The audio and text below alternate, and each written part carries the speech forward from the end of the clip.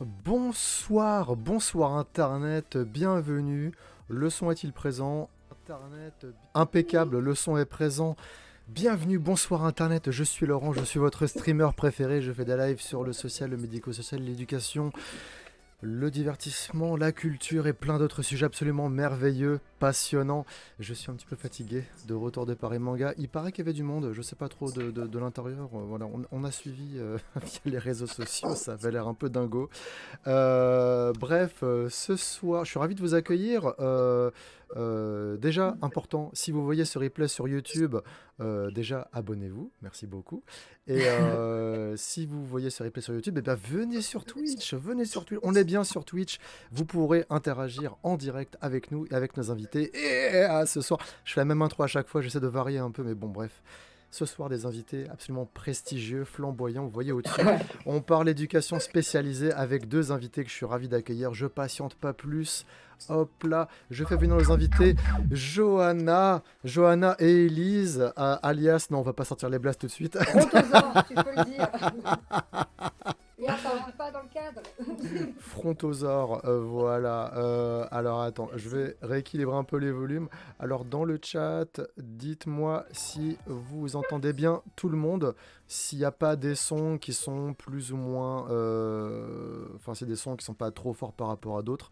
J'ai les petits potards devant moi, je peux accentuer... Oh là là, merci beaucoup Antonin Naéril pour le Prime, super cool, merci beaucoup. Et première fois sur le chat de quelques personnes, je pense, qui ont été ramenées par Johanna et Elise, évidemment.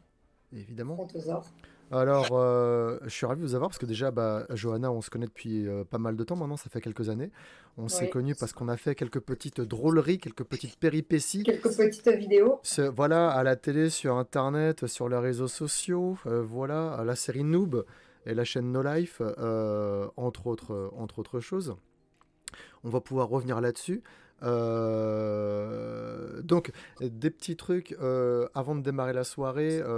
Sur le côté là-bas, complètement à l'opposé, il y a des images pour parler. C'est un projet éducatif qui est en train d'être financé sur Ulule. Donc, si jamais vous avez envie d'en savoir plus sur ce projet, le lien est dans la bio. Vous pouvez aller jeter un... Il y a déjà quelqu'un qui a mis 30 balles dessus. Ok. Merci beaucoup, généreux donateur. Je vais voir après. Je vais remercier correctement les gens qui participent. Mais voilà, c'est un projet qui est en cours de financement. Donc, si vous voulez en savoir plus, on vous en dira davantage tout au long de la soirée. J'ai fait venir Johanna. Parce qu'en fait, Johanna et Elise, évidemment, parce que déjà, on a l'impression que vous deux, vous êtes un peu inséparables en passant sur les réseaux sociaux. Ouais. Vous êtes très actives. Vous êtes très actives sur les réseaux sociaux pour donner vraiment des bonnes vibes aux collègues et puis à ceux qui se tâtent pour faire ce métier-là, d'éducatrices spécialisées. Moi, je voulais vous recevoir parce que vous évoluez dans un milieu qui est très différent du mien. Moi, je suis éducateur spécialisé aussi, mais je suis plus dans le monde du handicap. Que ce soit handicap psychique, avec tout ce qui est neurodiversité. Très très axé autisme, mon travail. Alors que vous êtes dans un domaine qui n'a rien à voir, c'est plus proche de ce que faisait Marie, que j'avais reçu également, une ancienne collègue. Vous êtes plus dans la protection de l'enfance, c'est ça? Ok. Est-ce que vous pourriez, pour les rares personnes qui ne vous connaissent pas, est-ce que vous pourriez vous présenter? Toi, Élise, par exemple, présente-toi. Qui es-tu? Depuis combien de temps fais-tu ce métier? Quel bagage as-tu? Alors, Oh, la coupe de cheveux au secours. Ah, je croyais la mienne. Donc, je suis éducatrice spécialisée depuis maintenant un peu plus de 4 ans. Voilà, j'ai découvert ce métier au fur et à mesure de mes recherches, mais à la base, je ne viens pas du tout de ce milieu-là. J'ai fait les beaux-arts avant. Ah ouais? Ouais. Donc, passionnée voilà, par les arts, notamment la photo, tout ce qui est assez créatif, et ce que je peux aujourd'hui transmettre aussi un peu dans mon métier quand même. Et je connaissais le métier d'éducateur de jeunes enfants, animateur, tout ça. Et quand j'ai rencontré éducateur spécialisé, là, j'ai compris le sens du travail et, de ce que je voulais faire. Donc, depuis ce temps-là, je travaille en maison d'enfants et je ne suis pas sortie de ma maison d'enfants. Je suis très bien. Ok. Là où tu travailles actuellement, c'est ton premier poste ou alors tu as fait le même type de poste mais dans différentes structures? J'ai fait le même type de poste dans différentes structures. Ok. Et c'est là que tu as rencontré Johanna? Tout à fait. Ok. Et toi, Grosse liberté. Johanna, Johanna, ouais, toi, t'as peut-être un an ou deux de plus que Élise, et du coup, peut-être que J'ai t'as. 11 ans, moi, de carrière. Un peu plus. Non, moi, j'ai eu une chance inouïe, en fait. C'est que moi, j'ai commencé par le droit et je voulais faire assistante sociale. Donc, moi, je voulais à tout prix travailler dans le social. Et pendant mon cursus de droit, j'ai rencontré une Élise, mais pas Fontosaur, qui m'a dit, moi, je suis apprentie éducatrice spécialisée dans une MEX, donc maison d'enfants à caractère social. Je ne connaissais absolument pas. Donc je lui dis, bah, je veux bien faire un stage découverte. Et je suis plus jamais repartie. Parce que j'ai eu de la chance, j'ai fait un stage découverte. Après, j'ai été embauchée sans diplôme parce qu'il me manquait du personnel. Et ils m'ont proposé l'apprentissage. Donc j'ai fait Cool. l'apprentissage. Après, il n'y avait pas de poste pour le CDI, donc je suis allée dans d'autres structures, mais toujours une MEX. Parce que j'étais vraiment. Enfin, j'adore, j'évolue vraiment là-dedans et ça me plaît. Et dès que le CDI s'est libéré dans ma structure, j'y suis retournée directement. Et là, ça fait Ok. 11 ans. Et là, je me dirige vers mon diplôme de chef de service. Ok, donc affaire 8, quoi, un truc comme ça. Tout à fait. Pas de suite parce que le terrain me plaît trop et que j'arrive pas à le C'est quitter. difficile de lâcher le terrain, Mm, mais c'est vrai qu'après, c'est question d'opportunité. Mais de toute façon, exactement. on voit que vous kiffez ça. Alors, ouais, je dis que vous êtes actif sur les réseaux sociaux et tout ça. Alors, je mets des guillemets. Là, on va répondre à vos questions ce soir, mais tout comme je le répète à chaque stream, pour des questions de confidentialité, on ne pourra pas répondre à des questions trop précises sur les prises en charge des enfants, évidemment. Donc, on va pouvoir répondre à des questions générales, mais si jamais il y a des questions auxquelles on ne peut pas répondre, nous en veuillez pas, hein, c'est le métier qui veut ça. Il faut qu'on respecte un petit peu un tout petit peu, hein, la vie privée d'un gens dont on s'occupe, hein. C'est un peu comme si c'était important de, de ce genre de choses. Donc voilà. Et sur les réseaux sociaux, il y a principalement des photos de vous deux et jamais d'enfants, quoi. Voilà, c'est Non. surtout les moments un peu fun ou émouvants, comme par exemple, quand vous préparez un anniversaire, bah, vous montrez tadam, le Will Smith Tadam, le même internet, là où la salle elle est prête à recevoir les enfants, ah, et puis tout le reste après, chut, on coupe les réseaux et c'est en Bien privé. sûr. Pareil pour les transferts. Bah, les transferts, par exemple, c'est quelque chose que vous faites énormément. Moi, j'en fais plus depuis. La dernière fois que j'ai fait un transfert, c'était en 2010, moi, parce que Ah oui. j'étais en foyer avec l'ASE et tout ça. Et maintenant que je Ah, suis là, on fait plus de transfert, maintenant que je suis dans le handicap, en fait, au mieux, on fait une sortie à Royal Kids dans l'après-midi, tu vois, mais alors que vous partez des fois des semaines entières exactement. avec les gamins. Racontez-nous un petit peu comment ça se passe. Alors, Déjà votre public, il vient d'où? C'est quoi votre public, en fait? Racontez, qu'est-ce que c'est les histoires? alors, ça va plus parler aux gens si on dit que les MEX, là où on travaille, Hmm. c'est anciennement la DAS. Donc en fait, on a vraiment un public qui va des gamins de 3 à 21 ans. Et c'est des enfants où il y a des carences éducatives, affectives, de la maltraitance plus, où ils sont orphelins. Vraiment, chaque enfant a une situation totalement différente. Mais vraiment, c'est. Et c'est là où la complexité du travail, c'est que dans le collectif, il faut faire d'individuel, bien évidemment. Et que parfois, certains vont avoir le même schéma familial, mais pas du tout la même réaction face à ce schéma. Et nous, on doit s'adapter à chaque fois. Et chaque jour, on va au travail en se disant, ma prise en Je charge, suis désolé, il ben, y a le compteur qui va s'envoler, il y a Noob qui vient de nous faire un host. Il y a- ah, Juste Noob, double record d'Europe de voilà, c'est mon crowdfunding, frère, voilà. il est tout toi. Je vais Merci. repérer, sinon je le frappe. Donc ouais, effectivement, c'est vrai que quand on dit la DAS, Ça parle plus. ça parle plus. Après, ça fait longtemps qu'ils s'occupent plus de la protection de l'enfance. Maintenant, c'est plus l'aide sociale à l'enfance, etc. Ça dépend des domaines, en fait. Ça dépend des domaines. Ça a été un petit peu réparti, la charge de travail. Mais c'est vrai qu'on dit beaucoup la DAS encore parce que les habitudes, on a l'habitude, quoi. Il y a même des endroits où il reste encore les Exactement. panneaux. Tout à fait. Tout à fait. Et donc, pour répondre à ta question, nous, ça s'appelle des camps, les Hmm. séjours qu'on fait en extérieur. Et en Ouais. fait, c'est vraiment au bon vouloir de l'équipe. Parce que c'est quand même contraignant. Si on veut parler d'organisation, ben, il faut que nous, au début, on fasse un projet éducatif, qu'on le soumette à notre chef, qui nous dise oui, non, qui valide pourquoi là-bas. Il faut faire un devis. Donc, il faut qu'il soit validé aussi. Il faut qu'on fasse un devis pour le logement, mais pour Faut après. que ça monte jusqu'en haut et que ça redescende. Voilà, il faut que tout soit validé. Il faut que les Hmm. CMU soient au clair, qu'il y ait les autorisations pour les photos, pour les autorisations. Vraiment, c'est toute une organisation. Et après, il faut effectivement que les éducateurs veuillent partir initialement 5 jours ou 8 jours, pas plus, parce qu'après, on devient zinzin, hein, pour être honnête. Et il faut savoir aussi quand même la réalité de terrain et qu'on part 8 jours non-stop, mais on n'est payé que 10 heures par jour. Donc ça, c'est une réalité qu'on sait, ce n'est pas caché. Si on part, c'est vraiment pour vouloir l'éducateur. Nous, c'est vrai qu'on nous voit beaucoup sur les réseaux parce que on a une nouvelle équipe. Ça fait 5 ans qu'on travaille ensemble et on a réussi à tout travailler dans le même objectif, même sens. Et on est devenus très amis. Et on a tous les mêmes objectifs et ça, ça change tout. C'est une chance énorme de pouvoir travailler avec des collègues sur lesquels on peut bien s'entendre, discuter de tout, échanger même lors des désaccords et du coup trouver des objectifs communs. Et donc partir ensemble, c'est que du bonheur parce qu'on rigole. En une semaine, on travaille 6 mois de lien avec l'enfant. Donc en fait, c'est que du bénéf. Mais on ne peut pas partir avec tout le monde. Il y a des collègues, je sais que je ne peux pas partir 8 jours d'affilée avec. Je mets dans le chat ton compte Insta, à suivre absolument.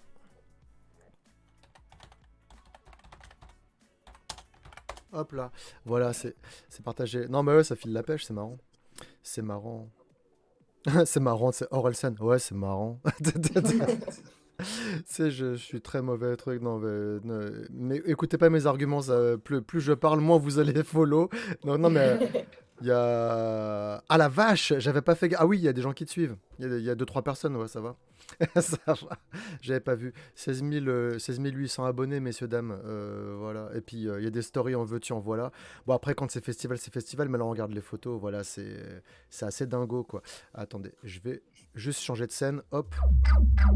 Voilà.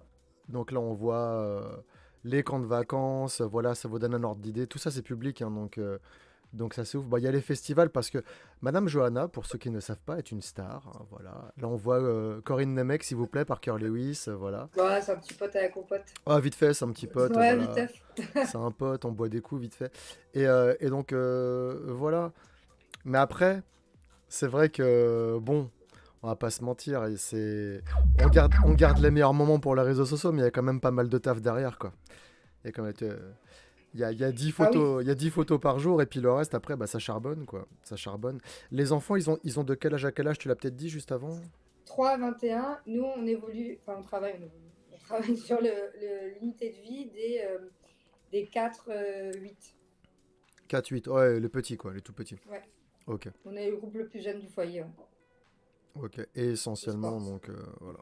Et donc c'est de l'accueil de jour ou c'est de l'internat Ils vivent au foyer. Internat, mais internat. après, voilà, chaque situation est différente. On peut avoir affaire à de l'accueil séquentiel. Donc l'enfant, ça se fait entre le juge, l'ASE et le lieu d'accueil. Donc nous, on va dire, bon ben voilà, et les parents, c'est du lundi au mardi au foyer, le mercredi chez les parents. Après la semaine, on peut découper une semaine, donc c'est l'accueil séquentiel. Après, il y a l'accueil plein, où ils voient leurs parents en visite médiatisée. Donc c'est à raison de 1 fois par semaine ou 2 fois par semaine. C'est différent en fonction de la situation. Où on a on a des visites, ouais. On a l'accueil de jour aussi. On fait de l'accueil de jour. Où ça s'appelle l'accueil à domicile selon les départements. Et puis après, on a des enfants, ils sont là du lundi au vendredi et tous les week-ends, ils rentrent chez eux. Les vacances scolaires. Donc c'est vraiment. Il y a de tout. Il y a de tout. Ok.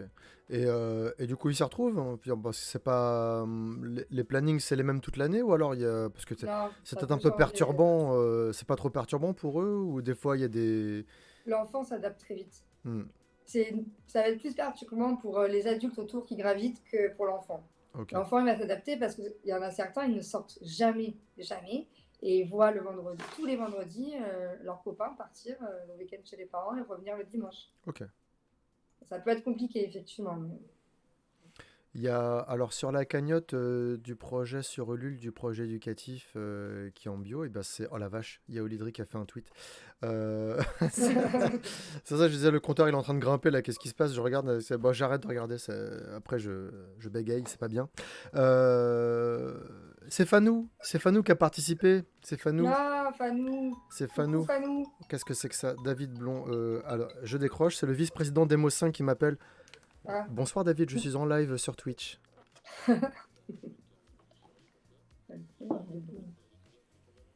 Ah, parfait, tu as les chaussures de mon fils, c'est merveilleux. Tu passes toujours à la maison demain soir? D'accord. Mais là, c'est pas une blague, hein. Je suis vraiment en live, là, je suis devant la webcam. T'es devant la maison? D'accord. Tu peux voir ça avec Coraline, David? Génial, merci beaucoup. Oui, David, le vice-président de l'association MO5, parce que hier, c'était Paris Manga ce week-end, et mon fils a eu la bonne idée de faire un cosplay Iron Man, et ses chaussures sont restées sur le stand. Donc on essaie de rapatrier les chaussures de mon fils à domicile, voilà. Mais ça va, il a ses anciennes chaussures, elles sont un peu petites, mais ça va. Ça va, c'est passionnant, c'est passionnant. Ces détails étaient absolument indispensables. Fanou, à la SM5, c'est le temps. Voilà, bref. Toutes les deux, vous êtes connues. Toutes les deux, donc, EduxP.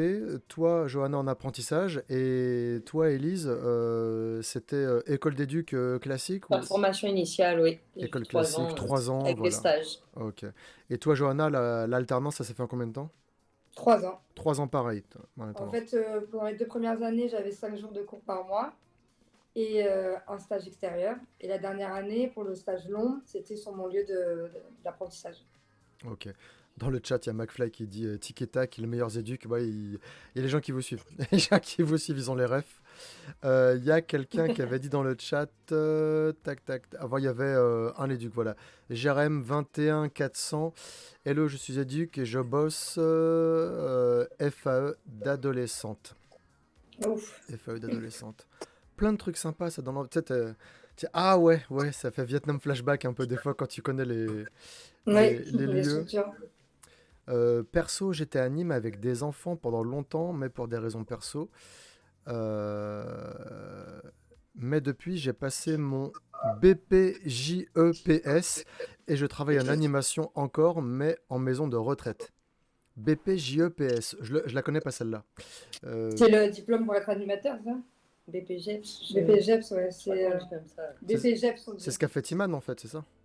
Timan, il a fait Il a fait encore autre chose. autre chose. Il y a plein de portes d'entrée, hein. Il y a plein de portes d'entrée pour rentrer là-dedans. C'est vrai qu'éducateur spécialisé, c'est un peu la voie royale. Parce que tu peux après aller sur plein de publics différents, quoi. Merci beaucoup.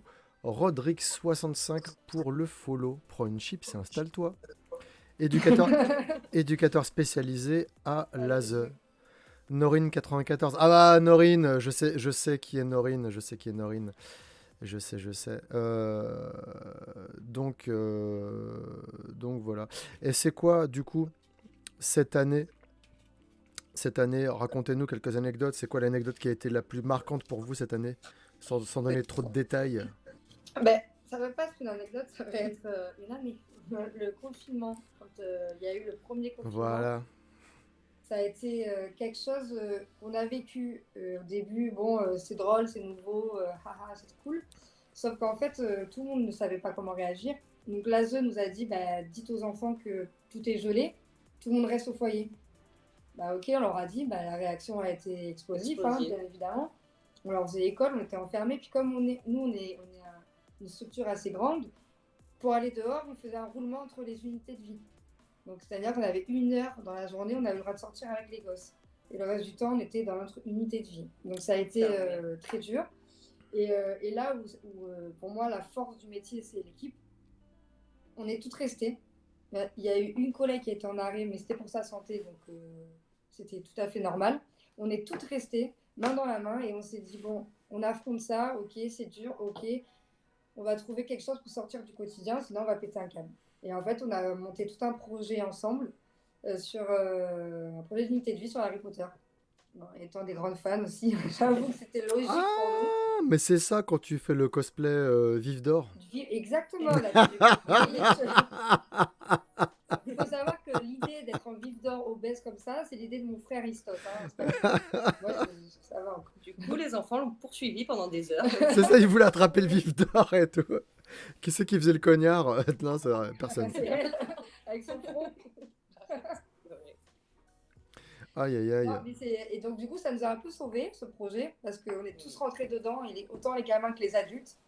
Et à l'heure actuelle, le projet vit toujours au sein de l'unité de vie, hein. C'est quelque chose qui anime encore notre quotidien, quoi. J'ai vu, alors il y a Irlande qui dit, j'ai vu beaucoup de collègues stopper le métier à cause du Covid. Oui, Ouais. Ouais, bah, c'était un peu compliqué. Puis il y a aussi, il y avait les gestes barrières et tout ça. En fonction du poste que tu occupes, c'était pas forcément super évident de les maintenir. Et impossible.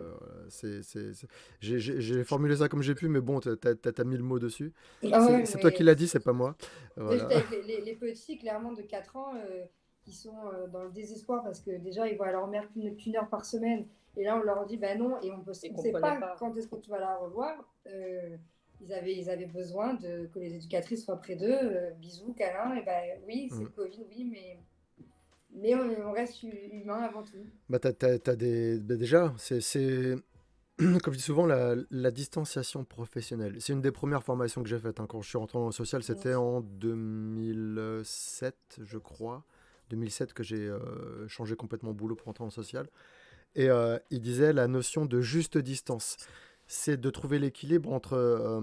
investissement émotionnel pour pouvoir comprendre de quoi la personne a besoin, de réussir à se mettre à sa place, et distanciation professionnelle, donc la juste distance.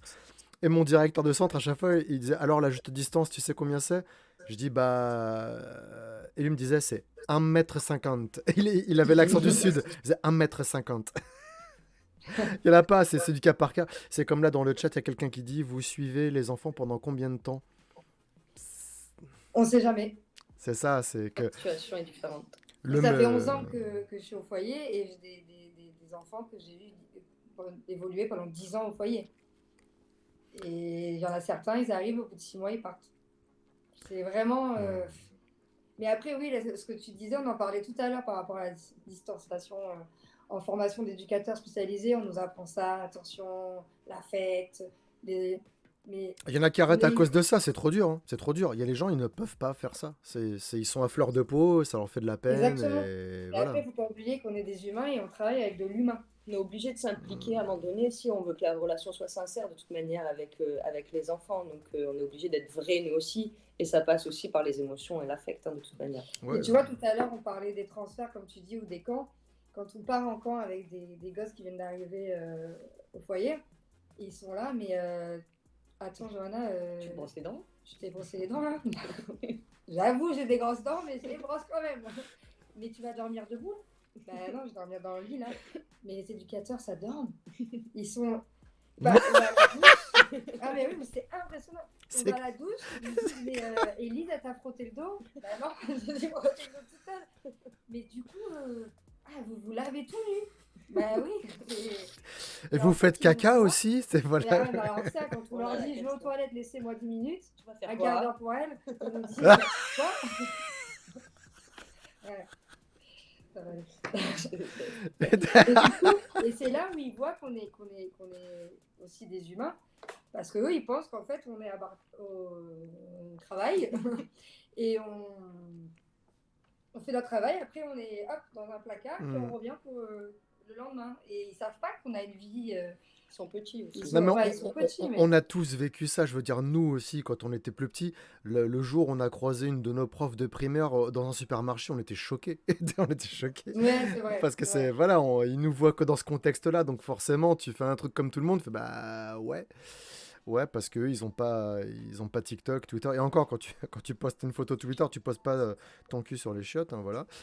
Ouais. Mais ouais, c'est perturbant pour. C'est les petits. Ils sont 3 ans, 8 ans, évidemment. C'est mignon, quoi. Quand, C'est quand ils nous très voient spontané, rigoler, quoi.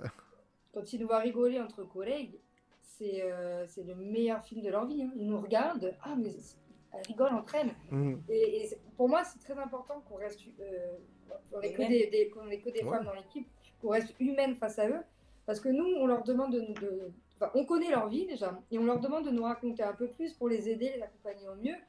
Si devant on a un robot, allez, dis-moi ça, fais ci, fais ça, l'échange il sera nul et il n'y en aura pas et il n'y aura pas de confiance. Et on le voit, hein, avec Ellie. On l'a vu notamment à Noël dernier, on est parti une semaine en séjour. C'est la première fois moi, que je ne faisais pas le 24 décembre avec mes frères. Mais je me suis dit, là, on avait on avait accueilli des jeunes un peu compliqués. On a dit, il faut le faire. On est parti. Et les liens, ils se sont décuplés et on a pu faire un travail vraiment conséquent avec ces jeunes-là, quoi. Et je trouve que c'est important de rester nous-mêmes face à eux, quoi. Et puis c'est aussi la réalité de la vie future. Quand ils grandiront, qu'ils s'intégreront pleinement dans la société, il faut qu'ils puissent vivre des moments de joie, de rire, rencontrer des gens, s'amuser. Donc pas tout le temps les règles, les ci, les ça. Ça fait partie de la vie. C'est ça. Puis comme comme je disais tout à l'heure, c'est du cas par cas. C'est parce que la juste distance, elle va pas être la même avec les. Tu vas devoir doser, quoi. C'est-à-dire qu'il y a des enfants qui vont être très repliés sur eux-mêmes parce qu'ils ont du mal à faire confiance aux adultes, donc il va falloir leur tendre des perches, mais énormes. Alors qu'il y en a d'autres qui vont être à fond sur l'affect parce qu'ils ont vraiment des gros besoins. Et là, c'est toi que tu vas devoir mettre un peu plus de distance avec eux qu'avec les autres parce que sinon ils risquent de s'attacher. Et le jour où tu vas changer de poste, ils vont être tellement tristes qu'ils vont être limite déracinés. J'ai pas envie de dire abandonnés parce qu'ils sont pas abandonnés, les gamins dont vous vous occupez, mais ils vont s'éloigner à nouveau de quelqu'un à qui ils se sont attachés une deuxième fois. Et c'est pour ça qu'après, c'est chaud, quoi. C'est des enfants qui sont continuellement en rupture, en fait. On les a enlevés, parce qu'on dit enfants placés, mais en fait, c'est des enfants déplacés. On les enlève de chez eux, on les met en foyer. Si jamais la collectivité, c'est trop compliqué, au vu de ce qu'on peut analyser en équipe avec les différents partenaires, on se dit, bon, ben hop, on va plus favoriser une famille d'accueil, ou un foyer plus petit, ou un foyer plus grand, ou un foyer en campagne, parce que lui, il est proche des animaux. Et donc, du coup, il va revivre une rupture. Et parfois, les enfants, à force de vivre des ruptures, ils mettent à mal leur placement exprès en se disant, bon, ben là, je commence à m'attacher, ça va pas le faire parce qu'on va être encore séparés, donc je vais tout casser. Et donc, c'est là où il va falloir que nous, les éducateurs, on jongle, on s'adapte et qu'on fasse pas d'erreurs aussi. Bah après, vous êtes en équipe pluridisciplinaire peut-être. Moi, je suis en équipe pluridisciplinaire de ouf parce que c'est du handicap, c'est de la neurodiversité. Donc, on a des psys, des orthos, des psychomotes, en veux-tu, en voilà, infirmières, médecins psychiatres. Vous, l'équipe, elle est composée de quel corps de métier ou en tout cas, vous êtes combien de métiers différents dans votre équipe? Dans l'équipe, on a des éducateurs spécialisés, des moniteurs éducateurs, des psychologues, on a un infirmier, on a des maîtresses de maison. Et après, au sens, entre guillemets... Les veilleurs de nuit. Veilleurs de nuit, oui aussi. Excusez-moi, j'ai oublié. Les pauvres. Les pauvres. Ouais, pour ceux qui sont là H24, du coup, il y a les veilleurs de nuit, ouais. Ah oui. Avant, on faisait les nuits au foyer, les éducateurs spécialisés. Et on a arrêté parce que... Trop cher. Bon, ça coûte trop cher. Oui, c'est la vraie raison, en fait. Hein, surtout pour qu'il y ait plus de présence la journée. Ouais. Non, mais c'est sûr que quand tu payes des heures majorées à un salarié, il préfère prendre un veilleur de nuit plutôt qu'un EduxP. Parce que déjà qu'un EduxP, ça touche pas lourd, mais un veilleur de nuit, ça touche encore moins. Ah, Et, oui. donc ouais, c'est pour des questions budgétaires. Hein. Ils préfèrent avoir un éduc en plus dans l'équipe. Et moi, à un moment donné, en 2010, on faisait l'amplitude horaire, c'était 7h, 23h. Donc ça faisait 7h midi ou 7h, 13h, 13h, 23h. Et il y avait une personne qui était à 10h jusqu'à 17h. Mais en continu, quoi, avec 20 minutes de pause, mytho, pour faire genre, voilà, quoi. Et aujourd'hui, mes collègues qui sont au foyer que je fréquentais à l'époque, maintenant c'est 8h, 22h. Ah oui. Parce que comme ça, tu grattes une heure sur le temps qui était majoré avant, quoi. Et pareil, les week-ends, c'est majoré que le dimanche, c'est plus majoré le samedi. Enfin voilà, il y a des trucs comme ça pour gratter un max de thunes parce que ça devient de plus en plus dur de recruter des éducs. Et donc voilà. Mais nous, on n'est pas majorés. Hein. Non, nous, on fait les week-ends, on fait des week-ends de 24 heures. 7-19, 8-20. Le dimanche, on est majoré. Et après, les semaines, on fait 7-14, 14-22. Pardon. C'est scandaleux. petit bug. Et ouais, c'est ça. Et maintenant, on a la chance, parce qu'on a une apprentie au sein de l'équipe, du coup, on est plus 1. Et on fait des 10-17. Il y a des 10-17 les mercredis pour appuyer, en fait, plus de présence, parce que les enfants n'ont pas école. Je t'écoute là, juste, je vais ajuster mon fond vert parce que j'ai un petit truc là qui m'énerve depuis tout à l'heure.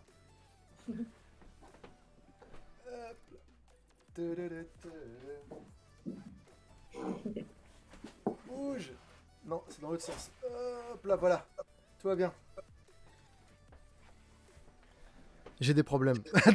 J'ai des problèmes. Non, je crois que j'ai développé des rigidités moi aussi à force de bosser en CESAD. Voilà, j'ai Bon, en des- général, quand on est EduxP, c'est qu'on n'est pas tout à fait Ouais, non, on a des Ouais. problèmes. On a des problèmes. un petit peu. Aïe, aïe. Donc, ouais, le Covid, vous avez été confiné. Et après le déconfinement, ça s'est passé comment avec ces bons problèmes résolus? Merci Spectrum. J'ai du soutien. Attends, juste, je lis un petit message sympa parce que c'est la première fois sur le chat d'un spectateur et je pense que c'est quelqu'un qui te suit sur les réseaux, toi, Johanna. Gaëriel, juste big up de ouf à toutes les personnes qui bossent avec les enfants. Merci pour le boulot. À quel point c'est important pour les enfants de pouvoir compter sur vous. Merci beaucoup. Ben, merci. Merci, c'est super gentil. On ne choisit pas le métier par hasard.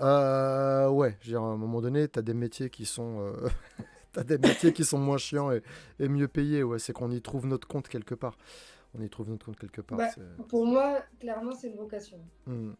Parce que on voit beaucoup on suit des stagiaires maintenant. Elise, elle est maître d'apprentissage. Et on voit beaucoup de jeunes vouloir faire ce métier un peu là en se disant je mets ma cape, je vais être un super-héros. Et en fait, ils se cassent le nez parce que tout le monde ne peut pas faire ce métier-là. Et Puis puis déjà, tout le monde ne peut pas subir le rythme, accepter une paye aussi, parce qu'il faut dire qu'on donne besoin de personne, mais la paye, elle ne suit pas, quoi. hmm. Et puis après, moi, la chance que j'ai, très clairement, et je pense que si j'avais pas l'équipe que j'ai actuellement, le confinement, il aurait eu raison de moi. J'ai vu, ça fait 11 ans que je suis dans la boîte, j'ai vu beaucoup de collègues à moi, avec qui je bossais depuis une dizaine d'années, qui sont partis. Démission, burn-out, ils sont partis.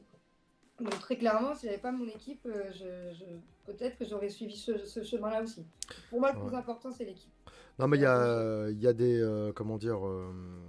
Moi, dans toute ma carrière, je suis tombé des fois dans des paniers de crabes, hein, c'est clair et net. Après, depuis que je suis éduc, avec des petits, je veux dire de 2015, dans l'autisme et tout ça, même avant, quand j'étais en protection de l'enfance, mais j'ai toujours connu, quand on était entre éduc, en équipe éducative, euh, il y avait une cohésion en fait. Les gens qui n'étaient pas dans le délire, en fait, ils partaient vite, en fait, ouais. ils tenaient pas ou alors ça les saoulait. Et pour dire, en 2015, j'étais en unité d'enseignement maternel avec des enfants avec des autismes assez sévères, hein, des troubles profonds.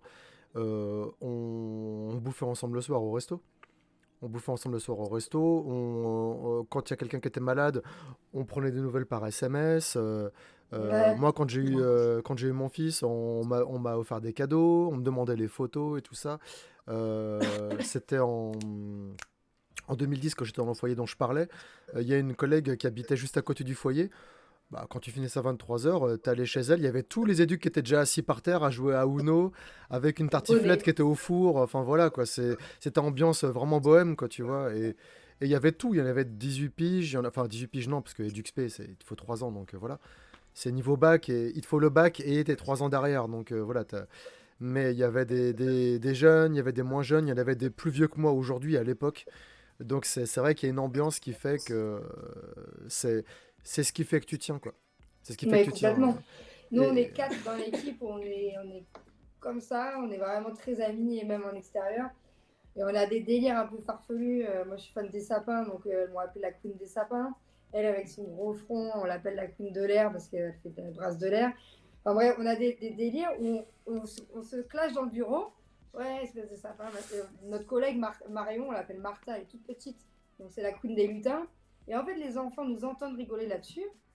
Et on les entend, des fois ils jouent, ils sont là, oui, moi je suis frontosaure. Et du Ah, coup, c'est tellement drôle. ils font des cosplays de vous et tout. Ah non, Non, mais je- c'est très drôle. On est parti dans le Jura avec les gamins. Oh non. Et on fait c'était il n'y a pas longtemps, on fait un parc polaire, ça s'appelle. Et en fait, c'est magnifique. On est dans la forêt, il y a des cerfs, il y a des bisons. Bon, première anecdote, il y a le bison et le petit, il lève la main, 4 ans. Oui, bonjour. Donc, il demande à celle qui présente les animaux, est-ce que c'est de la viande? Donc, de là, bon, ben, Protection animale. oui, ça peut se manger, mais bon. Et après, un autre enfant lui dit, mais est-ce qu'il y a des espèces qui ont disparu dans votre parc? Et lui, il dit, ben, si vous avez est-ce que vous avez déjà eu des frontosaures? Parce que nous, on a le dernier frontosaure avec nous. Il est là, Élise. Alors, mais c'était Très extraordinaire. sérieux en plus. Hein. Et il y a quelqu'un dans le chat qui demande, sans doute un peu personnel comme question, mais pourquoi vous vous êtes lancé dans ce métier? Est-ce que ça a été... à quel moment, en fait, à quel moment il y a eu le déclic, en fait? Est-ce que ça a été une... Enfin, je complète la question, mais est-ce qu'il y a eu une rencontre? Est-ce qu'il y a eu un moment clé, vraiment, où tu t'es dit, putain, mais c'est ça? Toi, Moi, Élise? j'ai Johanna? tout... Ah bah, moi, j'ai toujours voulu plus ou moins être assistante sociale. J'ai voulu faire un métier pour aider les gens. Quand je me suis lancée un peu, peut-être faire comme mon frère dans le droit des familles me plaisait pas mal, le droit pénal m'a beaucoup plu. Donc je me suis dit pourquoi faire pas juste pour enfants. Au final, ça me correspond pas trop. Et en fait, c'est ce que je disais au début, j'ai rencontré l'autre Élise qui m'a présenté le métier d'EduxP. Et en fait, quand j'ai fait mon stage découverte, j'ai dit, mais en fait, c'est complètement ce que je veux faire. Mais complètement, totalement. J'ai été lâchée. En plus, j'ai commencé, moi, j'étais très jeune et j'étais avec des ados. Et que des garçons. Donc, ils m'ont bien, bien mis la misère. Et j'ai rien lâché, rien lâché, rien lâché. Et je me suis dit, mais C'était l'épreuve du feu, quoi. c'est complètement. Puis il y a le côté C'est droit aussi, parce qu'on l'île fait des audiences. l'île de l'armure du phénix, tu sais. Non, mais c'est ça, c'est exactement ça. On fait les audiences, on doit monter des projets. Moi, j'adore écrire, donc puis moi, j'ai pas le génie de mon frère, mais j'ai beaucoup d'idées à la minute, donc je suis là. Elles en peuvent plus. Je suis là, hey, vas-y, on fait ça, et puis ça, et puis ça. Elles me disent doucement quand même. Mais voilà. Et toi alors? Moi, en fait, ma mère était éducateur de jeunes enfants, donc travaillait en crèche, en multi-accueil. Et c'était quelque chose qui me parlait, mais où il me manquait quelque chose vraiment, parce que c'était un accompagnement très ponctuel à la journée, voilà. Et je cherchais autre chose sans réussir à déterminer quoi. Donc c'est aussi pour ça que j'ai fait d'autres choses en attendant de trouver ma voie. Et un jour, je me suis renseignée auprès de la Croix-Rouge, savoir quel métier dans ce type il proposait. J'ai découvert le métier d'éducateur spécialisé. Donc j'ai fait, avant mes 3 ans de formation, j'ai fait une année de prépa. Je montre mon arrière-plan avec Ah, la veste Croix-Rouge que Pauline m'avait faite sur le truc. d'accord. Donc j'ai fait voilà une année de prépa pour vraiment me rendre compte de ce que ça pouvait être, et je suis tombée folle du métier, hein, mais je pense que c'est comme elle disait tout à l'heure, hein, c'est un métier de passion de toute manière. Donc Ouais. quand je me suis sentie prête à m'investir et à m'engager dans cette voie-là, j'y suis allée à fond. Puis elle m'a rencontré, ça a Et bien puis changé. ma vie s'est brisée même. Je peux dire. Ça, ouais, bah c'est. Moi, ça a été par hasard, hein. C'était vraiment. À un moment donné, moi, je bossais j'étais dans un bureau d'architecte. Je gagnais vraiment beaucoup d'argent. Et après, j'ai été débauché pour faire de la banque assurance. Donc, je faisais de la défiscalisation, etc. Enfin, je suis tombé dans un milieu qui était toxique au possible. Et je crois que c'est la pire année de ma vie que j'ai faite. C'est le pire boulot que j'ai fait de ma vie. C'était ce boulot-là. Et c'est à un moment donné qui était un peu une partie charnière, comme tu disais, c'est un peu personnel, mais effectivement, ouais, on est en plein dedans. C'est que c'est l'année où en fait mon père est décédé et ma petite amie de l'époque, qui est aujourd'hui mon épouse, voilà, était partie pour ses études à l'autre bout de la planète, donc à Taïwan. Et il y Oui. a eu plein de remises en question qui se sont passées à ce moment-là, et je me suis dit, bon, ce boulot-là, c'est absolument le pire truc que j'ai envie de faire. Qu'est-ce qu'il y a à l'extrême opposé? Et comme je faisais de l'associatif à l'époque, je me suis dit, bon, bah, j'ai des sous de côté, j'ai pas de besoin particulier d'argent, j'ai pas d'enfant à charge, j'ai pas un crédit sur le dos. Qu'est-ce que j'ai envie de faire comme métier pour de vrai? Qu'est-ce qui ferait que j'ai envie de me lever le matin pour aller bosser? Et le social s'est imposé par lui-même parce que du coup, ça faisait que tout ce qui est associatif, j'allais en faire mon vrai métier. Et du coup, ça a commencé comme ça. Et à l'époque, je voulais pas du tout bosser dans le handicap. Je voulais pas du tout bosser dans le handicap. Tout ce qui était lié au mental, au psychisme, tout ce qui est... On entend un petit peu l'écho, hein, de la tablette le son. Je sais pas si ça perturbe les gens qui écoutent aussi. Mais si tu veux, par exemple, la trisomie 21 ou l'autisme, c'est des choses qui me faisaient de la peine en fait. Et je me voyais pas bosser avec des enfants qui avaient des troubles comme ça. J'avais peur de pas être capable d'être professionnel, d'avoir du recul. Et avec les années, j'ai commencé à créer la chaîne Point de vue social sur YouTube et tout ça. Et j'ai fini par rencontrer le papa de l'internet, Fujix Guru, que les gens connaissent peut-être déjà. Et lui, il bossait dans l'autisme en fait, et on a fait des lives ensemble, on a parlé du social sur internet de plus en plus souvent. Et il m'a fait découvrir l'autisme sous un angle un petit peu différent avec tous les outils éducatifs qui existaient. Et je me suis dit, mais c'est ça. C'est ça. Et j'ai un peu enlevé tout le pathos que j'avais mis sur les enfants et pour pouvoir me dire, bah voilà, il y a plein de choses qu'on peut faire. Il y a besoin de bras. Allez, on y va, quoi, on fonce. Et je suis allé en 2015 là-dedans et je suis plus jamais reparti, quoi. Je suis plus jamais Et reparti. du coup, tu es là-dedans et puis tu as l'air d'avoir plein d'idées. D'ailleurs, tu as lancé un projet il n'y a pas longtemps. Même Euh... Brigitte Lecordier a Ouh. retweeté. Oh, Brigitte qui a fait une super vidéo. Bah ouais, quelle transition, Johanna. J'avais ça. Parlez moins vite, la dactylo qui écrit tout ce que vous dites. Ouais, c'est pas une dactylo, c'est le robot de YouTube. C'est le robot de Google Meet. Je ne peux pas payer des vélotypistes pour tous les lives, c'est pas possible.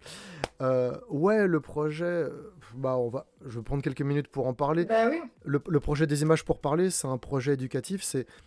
En fait, il y a un souci qu'on a avec les collègues au boulot. C'est depuis des années, on constate que tout ce qui est ressources éducatives et surtout les outils pédagogiques dont ont besoin certains enfants, qui ont des besoins très spécifiques, les familles ne peuvent pas mettre tout en place. En tout cas, 100% des familles n'y ont pas accès parce que c'est compliqué d'avoir des aides et même quand on en a, ça finance pas tout et tout coûte très cher. Il y a un gros business autour du handicap. On peut dire ce qu'on veut, que c'est spécifique, que c'est compliqué de faire des économies d'échelle et blablabla. Blablabla. Je connais personne qui est malheureux dans le milieu du handicap quand il a une boutique qui vend des trucs spécialisés. Donc voilà, il y a un gros business et en fait, on avait envie de mettre à disposition, trouver un moyen pour mettre à dispo gratuitement des ressources pour les familles qui en ont besoin. Donc on a eu l'idée de faire le projet des images pour parler, qui est à côté, le Ulule. Donc c'est un projet éducatif solidaire en fait qui vise à mettre à disposition gratuitement des ressources éducatives pour les familles qui ont des enfants à besoins spécifiques, notamment de l'autisme, mais globalement des troubles de la communication et une absence de langage en fait, pour pouvoir justement développer la communication avec les autres et aider l'émergence du langage pour qu'ils puissent parler et s'exprimer librement au quotidien. Donc c'est des profils très spécifiques et je me demandais si ça allait marcher et du coup bah, le projet bah, ça a été partagé par tout le monde chez nous et par d'autres, Armite Moderne, MJ Fermella, tout ça. Il y a Brigitte Lecordier, Ouais. Samuel Etienne qui a même C'est tout beau monde, participé hein. à la cagnotte, voilà. Et j'ai pas compris ce qui s'est passé, donc parce que c'est vraiment niche hein, le projet. Et donc ça marche bien et on espère atteindre les 150% parce que la levée de fonds elle sert à rémunérer la graphiste qui va créer les ressources éducatives avec moi et également le livret illustré qui sera envoyé aux contributeurs avec une mise en couleur, plein de choses pour les adolescents et les adultes pour explorer un peu plus tout ce qui est autisme, neurodiversité, particularités sensorielles, pour mieux comprendre ce que vivent les enfants, les adultes, et puis adapter peut-être la manière qu'on a de communiquer avec eux, de se comporter avec eux, pour donner quelques petites billes en plus. Et c'est un projet solidaire dans le sens où là où habituellement sur Ulule on a des contreparties qu'on récupère pour nous, là il y a les deux, il y a des contreparties pour nous et on génère également des contreparties pour les familles qui en auront besoin Ouais. après. Ouais, c'est un Euh, magnifique projet, hein. Sur le principe des cafés suspendus, je sais pas si tu connais, Johanna ou Elise, les cafés suspendus. Non. En gros, alors, faut que les bars le fassent, mais sur Paris, il y en a plein qui le font. En gros, tu arrives dans un bar, tu payes deux cafés, t'en bois un et tu te casses. Et plus tard, s'il y a un sans-abri qui vient, qui dit bonjour, est-ce qu'il y a un café suspendu? Et il peut boire un café à l'œil parce que tu l'as payé pour lui. Oh, c'est génial Et là, en ça. fait, dans le Ulule, comme c'est des kits d'images, le but c'est de mettre des kits d'images et des ressources éducatives qui sont téléchargeables gratuitement, que les familles puissent arriver pour bourrer leur disque dur de trucs à imprimer pour leurs gamins. Mais pour les familles qui n'ont pas d'imprimante, qui n'ont pas de plastifieuse, qui savent pas comment faire, qui sont pas à l'aise avec ça, ou qui n'ont pas le temps, on s'est dit on va générer physiquement les contreparties qu'on va pouvoir envoyer directement aux familles qui n'ont pas les moyens de le faire. Et quand on participe au crowdfunding, on génère physiquement des contreparties qui seront stockées et qui seront envoyées aux familles qui en feront la demande sur le site quand elles en auront besoin. Donc c'est vraiment solidaire et on peut Ah récupérer bah des choses oui. pour soi, pour les autres. Il y en a qui partagent leurs contreparties, qui les mettent en stock, qui les suspendent pour les familles qui les réclameront. Donc c'est vraiment assez participatif.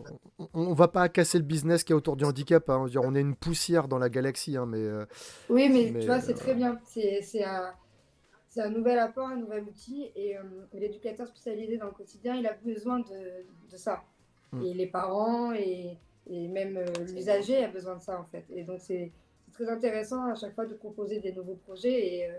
Et franchement, moi, je vous invite à partager à tout projet parce que c'est super, je trouve, et que ça va dans ce que nous on fait. Moi, j'avais appelé mon mémoire d'éducateur spécialisé La créativité au cœur de nos pratiques. C'était le titre de mon mémoire parce que je trouve qu'on est sans cesse obligé de trouver des nouveaux outils. Et je trouve le tien vraiment super chouette. On passe notre temps à créer des choses de toute façon, notre métier, c'est de régler des problèmes en fait. Notre métier, on passe notre temps à adapter les choses parce qu'on a toujours des enfants à besoins spécifiques, soit parce qu'il y a de l'autisme, soit parce qu'il y a de la surdité, soit parce qu'il y a de la cécité, soit parce qu'il y a des particularités émotionnelles. Hein. Voilà, ils ont vécu des choses graves, des carences éducatives, voilà, des carences éducatives. Et du coup, tu vas toujours adapter, que ce soit tes pratiques, ton approche éducative, mais également les outils. Il y a des...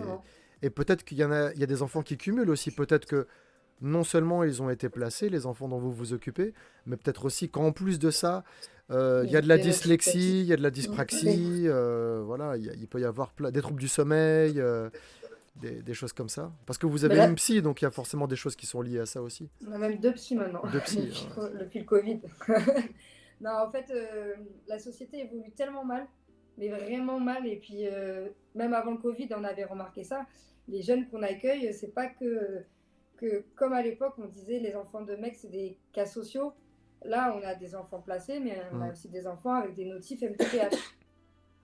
Mais on n'a pas le personnel pour. Donc nous, on s'adapte. Parce que ça fait partie de notre métier de toute façon. On apprend à travailler avec tous les publics, donc on est obligé de s'adapter. Et du coup, on réinvente nos pratiques tous les jours. Notification MDPH, maison départementale des personnes handicapées. C'est ça.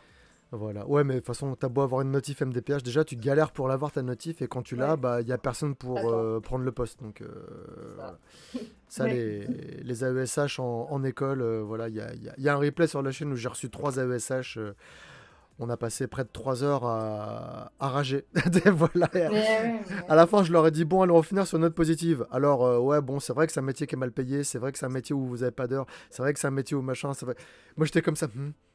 J'avais dit positif. J'avais dit positif. On a fini par réussir à trouver les trucs positifs. C'est que le truc le plus positif qu'il y a, quel que soit le truc où on va, c'est que notre métier a du sens, quoi. Oui. On sait pourquoi on se lève le matin. C'est ça qui nous... Ouais. Quand t'as un bullshit job, il faut qu'il soit bien payé parce que sinon, tu vas pas au boulot. Nous, si on continue de faire ça malgré le fait qu'on est payé... c'est pas ouf. Il y a des gens qui touchent encore moins. Il y a des gens qui touchent encore moins que nous. Hein. Il y a des gens, ils touchent même pas le SMIC. Hein. Les AESH, c'est ouf. AESH à temps plein, c'est 800 balles par mois en net. Ouais. C'est nimp. Mais il faut 10 ans d'ancienneté pour toucher un SMIC. Et encore, au bout de 10 ans, l'inflation fait que de toute façon, t'as plus un SMIC. Mais n'empêche que c'est pas forcément. Disons que des fois, tu as l'idée qui te passe par la tête de changer de boulot pour aller gagner 200 balles de plus pour faire moins d'heures, quoi. Oui. Mais... Il y a toujours un moment où tu es à bout, tu dis c'est bon, je change d'équipe, je change de foyer, je pars. Il y a des petits coups de mou, quoi. Il y a des petits coups de mou, mais comme tu dis, il y a l'équipe qui est là et c'est vrai que tu dis non, c'est bon, quoi. Dans le chat, ils me font marrer parce que je parlais des cafés suspendus par rapport au projet Ulule et il y a des mecs qui disent à Montpellier, il y a les frites suspendues. Mais les frites suspendues, quoi. C'est excellent, ça. C'est le feu. La baguette citoyenne, ça je connaissais, la baguette citoyenne. C'est le même principe, tu achètes 2 baguettes de pain, t'en prends qu'une. Donc la baguette citoyenne. Il y a plein de trucs comme ça. Il y a aussi dans certains Franprix, il y a l'arrondi. Dans un Franprix, par exemple, tu payes tes courses 29,47 €. Tu demandes l'arrondi, s'il vous plaît. Et ben tu vas payer ça 30 €. Donc, et les quelques centimes, ils sont reversés à l'unité locale Croix-Rouge de ton quartier. Donc, sans aucun frais, sans aucune commission. C'est vraiment, tu payes 27,99 €, tu dis l'arrondi s'il vous plaît, tu vas payer 28 €. Donc, il y a 1 centime, tac. Et comme ils brassent des centaines de clients toute la journée, ça fait des fonds supplémentaires pour la Croix-Rouge, pour venir en aide aux sans-abri dans ton quartier, etc. Il y a plein de trucs solidaires. Il y avait aussi Natou qui avait fait une vidéo, ça remonte, hein, mais j'avais vu ça à un moment donné. Parce que je la follow pas sur Twitter ou sur YouTube, donc j'avais vu passer un truc où elle était marraine des frigos solidaires où il y a les gens qui achetaient des courses dans une épicerie, Ils faisaient les courses et ils mettaient dans un frigo devant l'épicerie. Et il y a Ouais. les gens qui passaient qui se servaient dans le frigo, en fait. Parce que c'était déjà payé. Franchement, c'est bien ça aussi. Il y a plein de trucs comme ça, tu dis, mais c'est ouf. C'est ouf. Ouais. Et c'est là que tu vois qui est dingue. C'est que tu as des gens qui viennent, ils ouvrent, ils prennent un truc, ils referment et ils s'en vont. Alors que le mec, il est en galère, tu vois. Ouais, il Et faudrait tout prendre, il faut alors le que faire tu prends venir. quelqu'un qui a une paye, qui a sa bagnole, qui a son appart, lui, il va dire c'est gratuit. Oh, vas-y. Enfin, tu les vois dans les Mais c'est restos, les exactement. buffets à volonté, dans les restos asiatiques à volonté. Tu vois, les mecs, ils ouvrent les sacs, ils mettent les boules coco en cachette comme ça. Alors qu'au final, les gens les plus. Je sais pas quel terme employer, mais ceux qui sont C'est vraiment. plus précaire, ouais. Ouais, les plus précaires, c'est souvent ceux qui vont Les être plus humbles. mesurés dans le fait Mais de complètement. profiter des aides qui sont gratuites, parce qu'ils se disent peut-être qu'il y a un autre gars qui est en galère, donc on va essayer de gérer le truc, quoi. Ah, mais c'est exactement ça. Et puis, c'est là où la société, je trouve, elle évolue bizarrement, quoi. On le voit hein, dans l'accompagnement des gamins. Mm, Alors, moi, j'ai travaillé aussi avec le public précaire. Moi, j'ai été stagiaire avec les SDF. mm. Ils étaient beaucoup plus Dans le partage. dans le partage que des personnes qui ont tout, quoi. Et c'est marquant, quoi. Puis il y a les groupes Facebook de parents aussi. Moi, des fois, je m'incruste un peu sur les groupes de parents sur Facebook, parce qu'ils sont souvent fermés, parce qu'il y a beaucoup de choses très très privées qui sont partagées entre les membres. Et on voit que les classeurs de communication, là, comme ce qu'on utilise. Attends, le mien, il est là ou pas? Je l'ai rangé. Ouais, il est là. Là. Ce petit machin là, ce petit truc que je sors à chaque fois avec la sorte de communication pour apprendre aux gamins à communiquer, quoi. C'est la base, hein, c'est pouvoir demander un truc à quelqu'un. Il faut leur apprendre. Ils savent pas demander un truc à quelqu'un. Ils savent pas pointer quelque chose. Tu fais ça, Ouais. ils vont regarder ton doigt. Il y a des handicaps qui sont assez sévères, qui sont assez lourds. Et un classeur comme ça c'est 40 balles. Ah oui. C'est un classeur en plastique, hein, voilà. Par contre, il est turbo solide, hein. Tu marches dessus, il a rien, hein. C'est l'armure de Vegeta, hein. C'est le truc, mais c'est 40 balles. Tu perds ta bande phrase, tu veux la racheter. Ta bande phrase pour faire la demande. La bande phrase, c'est entre 5 et 7 euros, suivant que tu as Ah le oui. grand classeur ou le petit classeur format voyage. Tu cumules tous les accessoires, t'en as pour 200 balles, quoi, tu vois. Et c'est dingue, parce qu'on a des familles où quand il y a des handicaps très très lourds, bah les deux membres du couple ne peuvent pas travailler puisque le gamin n'a pas de prise en charge, il peut pas être scolarisé. Donc il y en a qu'un des deux qui travaille, donc de l'argent en moins, des frais en plus parce qu'il y a le handicap. Euh, et c'est un cercle vicieux. Et je parle même pas des parents célibataires, hein. Je parle même pas des parents célibataires où là c'est galère. Bah certainement. Certains qui font partie des personnes que vous accompagnez, quoi.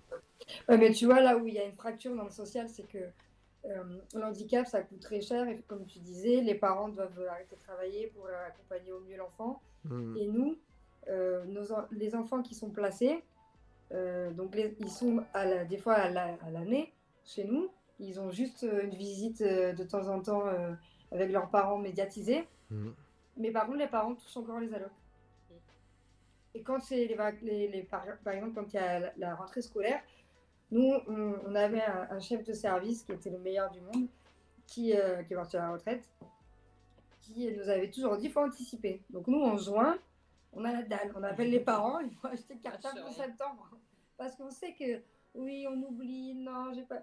Donc on lâche rien, septembre, juin, juillet, août, on n'a toujours rien. On arrive à la rentrée scolaire, donc on va, avec le financement de l'ASE, on va acheter un cartable.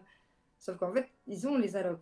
À un moment donné, il n'y a que depuis très peu d'années où la prime de rentrée scolaire n'est plus reversée aux parents, les enfants placés, mais est bloquée sur un compte pour l'enfant jusqu'à ses 18 ans.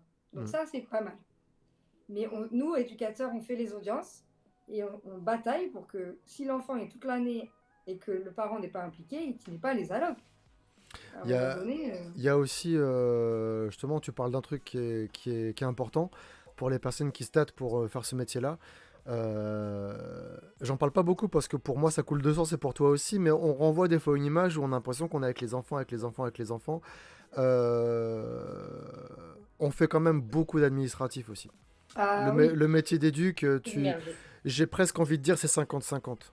Parce que tu as beaucoup d'écrits à fournir, tu as beaucoup de réunions, qu'elles soient institutionnelles ou qu'elles soient comment dire, d'équipe, partenariat, avec les familles aussi, comment on dit, pas de régulation, mais oh putain, je sais même plus. de suivi, nous, on appelle Ouais, ça. voilà, ouais. De suivi. Enfin voilà, pour tenir au courant les familles, elles ont un rôle à jouer, donc aussi pour que les familles soient actrices aussi de la prise en charge de leur enfant, Ah bah oui. qu'elles soient pas en mode bon bah vas-y, je vous le passe et puis je le récupère vendredi, allez, salut mon pote. Non, que soit elles sont en difficulté, donc on va pas faire à la place d'elles, on va les accompagner autant que Exactement. possible, ou soit elles sont démissionnaires et à ce moment-là, bah il faut aussi travailler dessus, mais sauf que l'approche va pas être la même quoi. Coordination, ben, il y a Coordination, marqué. ouais. Effectivement, ils ont même repensé à appeler les éducateurs spécialisés éducateurs de coordination. Ouais. Ils Bah, il y voulaient a aussi changer la des postes de Maintenant, ouais. coordonnateurs. De coordonnateurs, parce que coordinateur et coordonnateur, c'est deux métiers différents. C'est subtil, hein. C'est subtil. Mais ouais, le coordo, en général, le coordo, c'est un peu, comment dire ça en étant gentil. En gros, tu commences à avoir des petites responsabilités de cadre, mais t'as pas le statut de cadre. C'est que tu vas Voilà. assister à des réunions d'équipe qui sont avec le directeur, le chef de service et le coordo. Et après, tu auras les réunions qui sera avec le coordo et les éducs. Et après, il y a les réunions institutionnelles où il y a tout le monde qui est réuni. Mais disons que le coordo, c'est la personne qui va récupérer beaucoup de choses des éducs pour faire le lien au-dessus, etc. Même si le chef d'équipe, il peut aussi avoir du lien avec les éducs. Mais le coordo, c'est un peu la personne qui va avoir... Enfin, d'une structure à l'autre, le cordeau fait pas la même truc, donc c'est compliqué de donner une définition de cordeau, mais en général, ouais, tu commences un petit peu à glisser vers des fonctions de cadre sans en avoir le statut et la Ouais. paye. Voilà. Ouais, c'est exactement ça. Vous savez, Mais, les réunions, nous, on n'arrête pas, hein. hmm, Équipe de suivi, équipe de réunion, équipe de service, équipe avec les partenaires. Après, nous, quand l'enfant, bah, il y a des équipes de scolarité, quand il y a besoin de faire un point avec les écoles. hmm, Enfin, c'est vraiment très intense sur le terrain. En plus, on est avec les petits, donc il est très rare qu'on se pose parce que notre groupe, il a une capacité de 10. Donc, des fois, le soir, on est 2 pour 10. Il y a les devoirs, il y a les douches, il y a les rendez-vous extérieurs, il y a l'orthophoniste, la psychomote, et puis la psychologue. Et puis après, on nous dit ah, mais pour demain, il me faut le rapport, le bilan et la note d'incident. Ben oui, ben, tu attendras. Et, Parce que je ne peux pas. et puis le gamin qui t'a mordu l'autre jour, faut faire un événement indésirable aussi. Voilà. Oui, voilà, c'est ça. Là, c'est pas évident. Donc ouais, beaucoup d'écrits, faut garder ça en tête. Exactement. Il y a beaucoup d'écrits, c'est une partie importante du travail. Il faut vraiment être à l'aise avec l'écrit parce qu'il faut travailler quelque chose où j'ai eu beaucoup de mal et je fais encore beaucoup d'efforts dessus parce que c'est encore perfectible, hein, c'est un défaut que j'ai, c'est de travailler la synthèse. Il faut être concis. Faut être concis. Et nous, en tant qu'éduc, on a envie de raconter la life des gamins, tu vois. Ouais, c'est vrai. On pourrait en faire Et la à fin, chaque synthèse. Hey, fais pas un mémoire, fais une synthèse. On a une demi-heure là pour parler du gamin, donc ouais, 15 minutes, tu nous lis ton truc, et après on échange sur le gamin, et après hop, on passe au gamin suivant. Donc c'est vrai qu'il faut vraiment être capable simplicité. à l'essentiel, et puis de faire son deuil de certaines anecdotes qui sont pas Mm. forcément utiles pour le projet de l'enfant. De toute façon, on pourra pas tout travailler avec les gamins. Il va falloir faire Non, des choix, et ça se fait avec la famille, quoi. Ça se fait avec la famille, en équipe. En équipe. de toute façon, ça va te faire avec l'équipe, hein. C'est la grosse force du boulot, hein, c'est que t'es pas seul. C'est l'équipe. C'est impressionnant comme ça, mais t'es pas seul, quoi. Attends, je regarde juste. C'est fou, ça. Seul, on pourrait pas, hein. Non, mais c'est hoche. Seul, non, c'est. Je vous mets également le Twitter de Johanna. Hop. Alors, Fanou, qu'est-ce que tu racontes? Alors, attends. Déjà, Guériel, en fait, c'est comme dans le médical, on demande de plus en plus, on demande de plus en plus d'administration à des gens dont c'est pas le métier, sans les payer plus, quoi. Ça dépend. L'administratif fait vraiment partie du travail d'éducateur, parce que tu vois des choses, il faut que tu sois capable de les transmettre à d'autres personnes. Et Mm. entre deux portes comme ça à l'oral, Sans jugement. c'est zéro. Ouais, factuel. factuel et les écrits, c'est hyper important parce que ça laisse des traces. Ça laisse des traces, donc c'est hyper important. Non, ça fait partie du métier. Faut faire avec, quoi. On peut pas être toujours avec les enfants à faire gouzou gouzou, machin, truc et tout. Voilà, c'est l'impression qu'on donne quand on parle un peu de notre métier, que ce soit sur Twitch ou Johanna sur Instagram, mais parce que le reste, on peut pas le montrer. C'est privé, c'est Non, c'est confidentiel exactement. et puis c'est pas fun, quoi. C'est pas fun. Si on parlait que des points chiants du boulot, personne ferait ce boulot, quoi. C'est ça. De toute manière, pendant les 3 ans d'études pour être EduxP, il y a beaucoup d'écrits. Hein. Ne serait-ce que le mémoire à la fin, c'est quelque chose. Hein. Mm. Alors Fanou qui disait, c'est pour cela que je suis en lien constant avec la structure de Jade. Jade, c'est la fille de Fanou Oui. qui a un handicap. Étant donné que je ne l'ai à mes côtés que les week-ends et je n'ai pas de retour de chez la maman, oui, parce que Fanou est séparée. Les éducs sont des anges. Pardon, je glorifie car cela me tient à cœur, mais je leur dois beaucoup. Alors, C'est bonne news. il y a chaque situation différente, parce que déjà, chaque gamin est différent, mais en plus, chaque situation familiale, de couple, de statut, enfin, de statut social, de, enfin, suivant le métier que les gens ont, le temps qu'ils ont à accorder à leurs gamins, le niveau d'études qu'ils ont, voilà, on va adapter. Moi, j'avais à un moment donné, je m'occupais d'un gamin, les parents étaient non francophones. Donc Ouais. c'était en 2015, ils parlaient espagnol. Oh, putain, l'espagnol, moi je connais 3 chansons. Voilà, c'est moi, et je sais commander à manger, voilà, c'est à peu près mon niveau d'espagnol. Un peu comme Elise. Et je vois à peu près quand on m'insulte, je vois à peu près le truc. Mais du coup, il a fallu qu'on mette en place des outils pour communiquer parce qu'on se voyait pas. Les gamins, ils étaient avec autisme, ils arrivaient en taxi à l'école et ils repartaient en taxi chez eux. Donc on voyait pas les parents, sauf pendant les Ouais. réunions avec les parents, donc c'était une fois tous les 3 mois. Et entre-temps, bah, il fallait qu'on arrive à communiquer s'il s'est passé un truc à la maison, machin. Donc ça passe par le cas de correspondance, mais comme tu as des gens qui savent pas lire le français, qui savent pas l'écrire, ils se faisaient aider à la maison, hein, mais il faut toujours qu'il y ait quelqu'un. Donc après, niveau confidentialité, là c'est pété, hein, de toute façon. Mais ils n'ont pas toujours quelqu'un tous les soirs pour lire le cas de correspondance. Donc quand tu as un truc Ouais, c'est urgent, tu clair. dis, on fait comment? Alors tu as un collègue qui parle un peu espagnol, donc tu te débrouilles.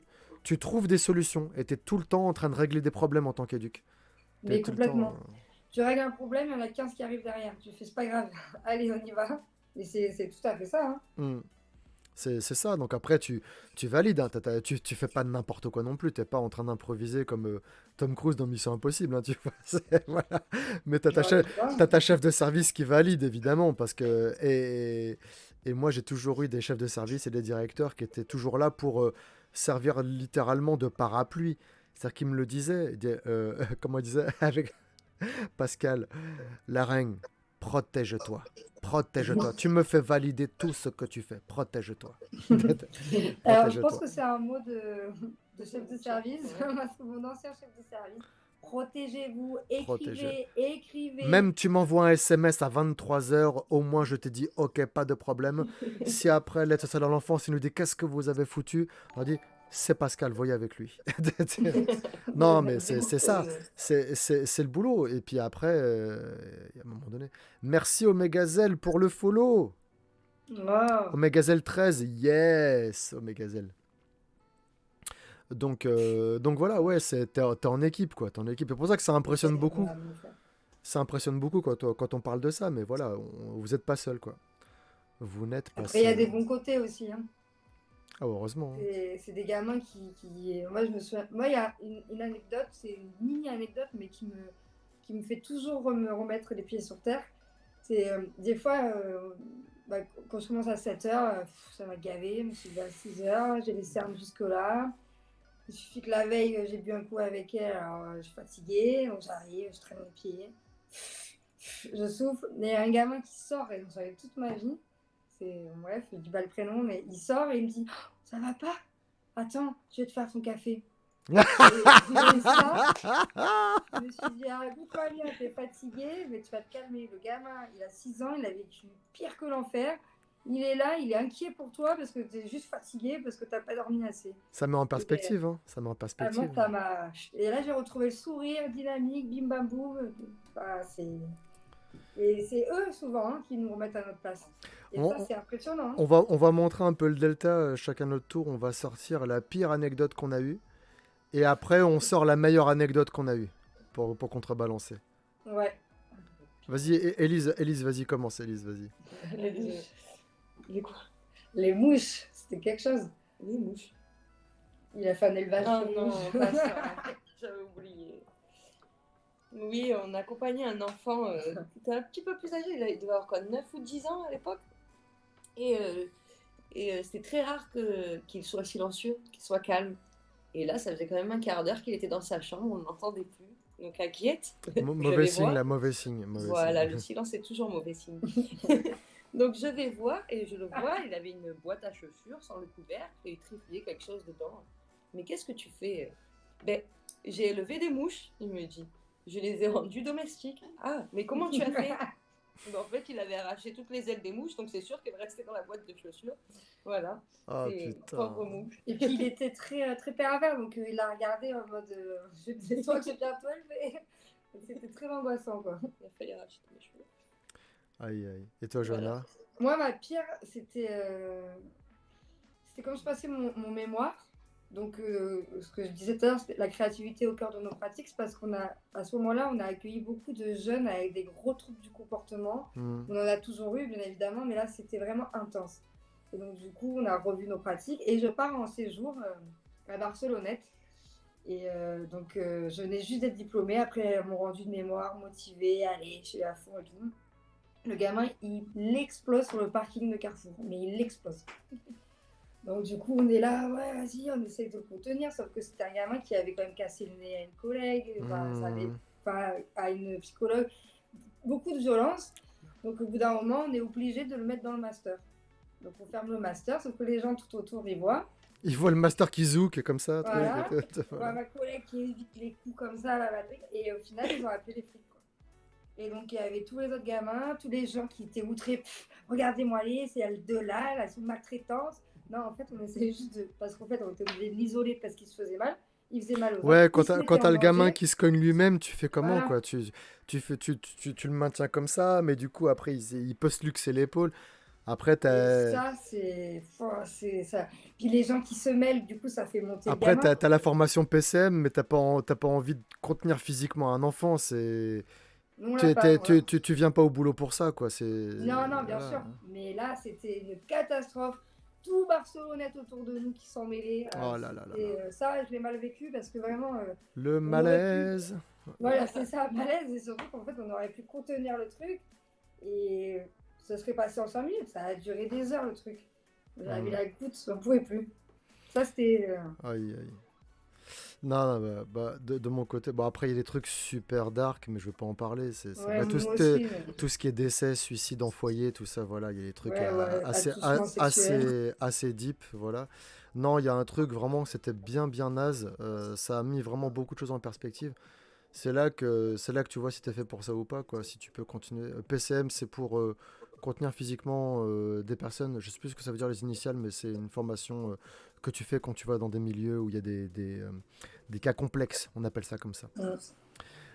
Genre des enfants qui sont très remuants, mais sauf qu'ils font 120-130 kilos.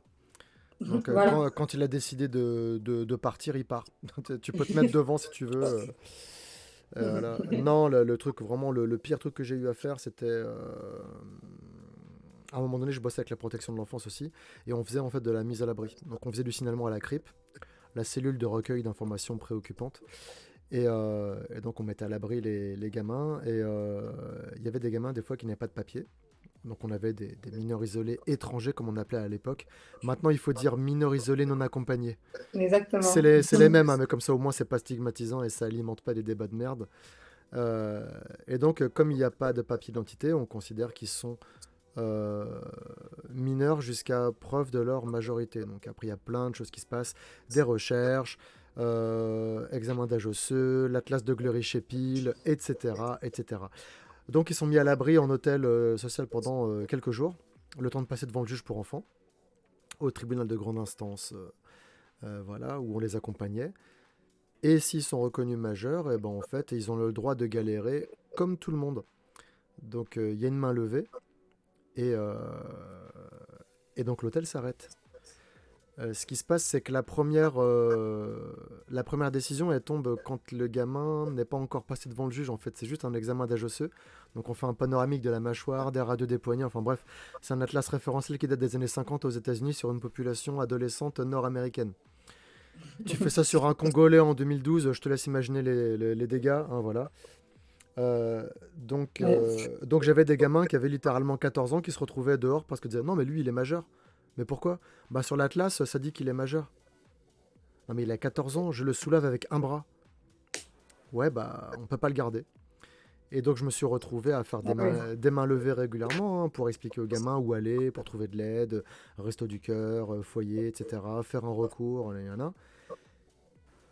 Tu t'y fais, mais quand ça tombe le 24 décembre, et que tu fermes le service et qu'à 18h et qu'à 18h moins 2, tu as 4 mains levées à faire et que tu dois expliquer à 4 gamins qui sont devant toi euh, que ce soir ils ne retournent pas à l'hôtel, qu'ils vont devoir retourner à l'hôtel, prendre leurs affaires et partir de l'hôtel parce que leurs affaires sont déjà devant leur porte parce que la personne qui gère l'hôtel a déjà eu l'information par les réseaux. Voilà. Euh, c'est compliqué après de prendre sa voiture et d'aller faire le repas de Noël chez ta belle famille. Ouais, j'imagine Fait que bien. c'est dans ces moments-là, quand tu annonces ce genre de choses, que tu te sens un peu comme une merde au boulot, quoi. Donc c'est pas la partie la plus gaulerie du travail. Donc ça fait partie aussi du travail. C'est là qu'on voit la distance et tout ça. Donc après tu deviens pragmatique. Hein. Tu dis bah écoute tu vas aller à tel endroit. Là il y a telle soirée pour Noël. Il y a les Restos du Cœur qui font un truc ici. Il y a la Croix-Rouge qui fait un truc là-bas. Et t'as un truc, c'est ouvert jusqu'à 6h du mat. Comme ça après le lendemain matin, bah il y a un accueil de jour où tu pourras prendre le café, le croissant et puis faire un bilan social avec tel truc. Tu te creuses la... T'es même pas obligé de le faire, hein, mais tu te creuses la tête pour Bien pas sûr. juste dire au gars, mon job il est fait, main levée, donc c'est plus mon problème. Non, tu fais un peu plus pour donner des points de chute aux personnes qui doivent se barrer, quoi. Mais ouais, ça fait partie des souvenirs que je regrette pas. Allez, un souvenir cool. Vas-y, Johanna, fais-nous gaulerie. Alors, un souvenir cool. Il y en a Euh, tellement. Moi, ça va être une prise en charge plus que réussie où je suis très contente. C'est que ce qui se passe dans la protection de l'enfance, je pense que c'est pareil dans tous les milieux, c'est que c'est très compliqué parce que l'éduc, il est au bas de l'échelle, alors que c'est lui qui est au quotidien de l'enfant et il n'est pas du tout entendu dans les grandes instances. Et en fait, il y avait un jeune, une grosse problématique familiale, son père sort de prison et tout le monde était axé sur la mère. Et au final, mon ancien chef et certains membres de l'équipe, on était à fond à se dire non, mais il faut laisser une chance au père. Puis la mère était extrêmement nocive et destructrice pour le fils. On s'est battu, mais on était peut-être 3 dans l'équipe et un chef à se battre, à se battre, à se battre, à se battre. Et à l'heure actuelle, ce gosse vit chez son père depuis maintenant plusieurs années et il est très épanoui, très heureux. Et c'est là où je me suis dit, des fois l'intuition et se battre jusqu'au bout. Et on est allé le voir récemment. Trois éducs qui étaient à fond derrière ce projet-là. On est allé le voir et on a vu un gosse qui a soulevé le canapé de son père et qui me dit regarde Johanna. Il a sorti un album entier de photos de lui et moi et il m'a rappelé des anecdotes. Alors c'est un gosse, hein, des anecdotes que même moi j'avais oubliées et il se souvient de tout. Et j'étais très émue ce jour-là parce que je me suis dit, même la moindre petite blague de merde que je pouvais faire tous les matins, bien lourde comme je sais faire, il les a toutes retenues. Et je me suis dit, bon, j'aurais. Et ça, c'est parce que avec les jeunes âges qu'on a, c'est rare qu'ils se souviennent vraiment de. Mais lui, il a même balancé des trucs sur moi à Elise que je savais pas. Mais ça, c'est un très beau souvenir parce que déjà, je suis fière qu'il soit très heureuse. Et quand il nous a sorti toutes les photos, ça m'a scotché. Et puis, il est très bien maintenant, il est sage. Trop cool. Et toi, Elise? Moi, j'ai une petite anecdote en tête. C'est souvent dans notre métier, on dit on n'a pas de reconnaissance. Et c'est pas ce qu'on cherche d'ailleurs, puisque sinon, je pense qu'on partirait tous. Et en fait, la reconnaissance, on la trouve beaucoup chez les enfants. Et c'est des petites anecdotes ouais, comme ça où un jour fatigué, on était en camp justement. On était 4 éduques, on sortait d'une journée neige où ils nous ont sollicité toute la journée, on était fatigués. Et on se chine à un coup de coca à la vôtre, on se dit. Et on sert l'apéro aux enfants aussi. Ils avaient les chips, le coca, tout ça. Et sans nous concerter, hein, tous ils se regroupent et à la vous, ils se sont dit. Et j'ai trouvé ça tellement mignon et essayer de faire comme nous, quoi. Donc je me suis dit, là, on amène des jolies choses et du partage. Et voilà, depuis, on traque en disant à la vous, tout le temps. À la vous. Ah, c'est ouf.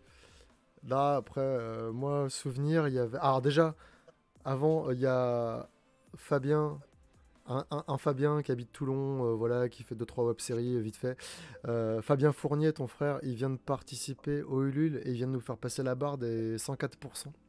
Il a participé, il a offert un kit d'image à FMI, contrepartie, aider une famille, un kit d'image. Et merci beaucoup Fabien. Il a fait avec le compte Olidri, mais c'est Fabien, il l'a tweeté à l'instant.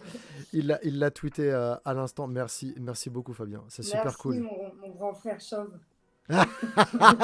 Putain, elle s'arrête jamais. Toujours. Aïe, aïe, aïe. Non, les souvenirs. Il y en a un qui m'a vraiment marqué. Il y en a plein d'autres, hein, évidemment. Les premiers mots des enfants, parce que moi, je suis spécialisé dans le développement de la communication et du langage. Donc, les premiers mots des enfants, c'est toujours. Les poils sur les bras, quoi. Tu vois, c'est vraiment. Et tu dis à chaque fois, tu fais putain, t'essaies de filmer pour pouvoir montrer aux parents, parce que tu vois, t'as envie que.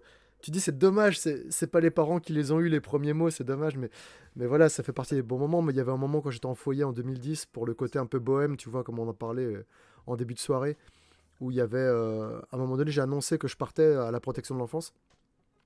Et il y a les gamins qui étaient en foyer qui m'ont fait une fête. C'était la tradition, en fait. Quand il y en a un adulte qui s'en va, on lui fait une fête. Et ça permet de casser un peu le côté un peu triste du départ.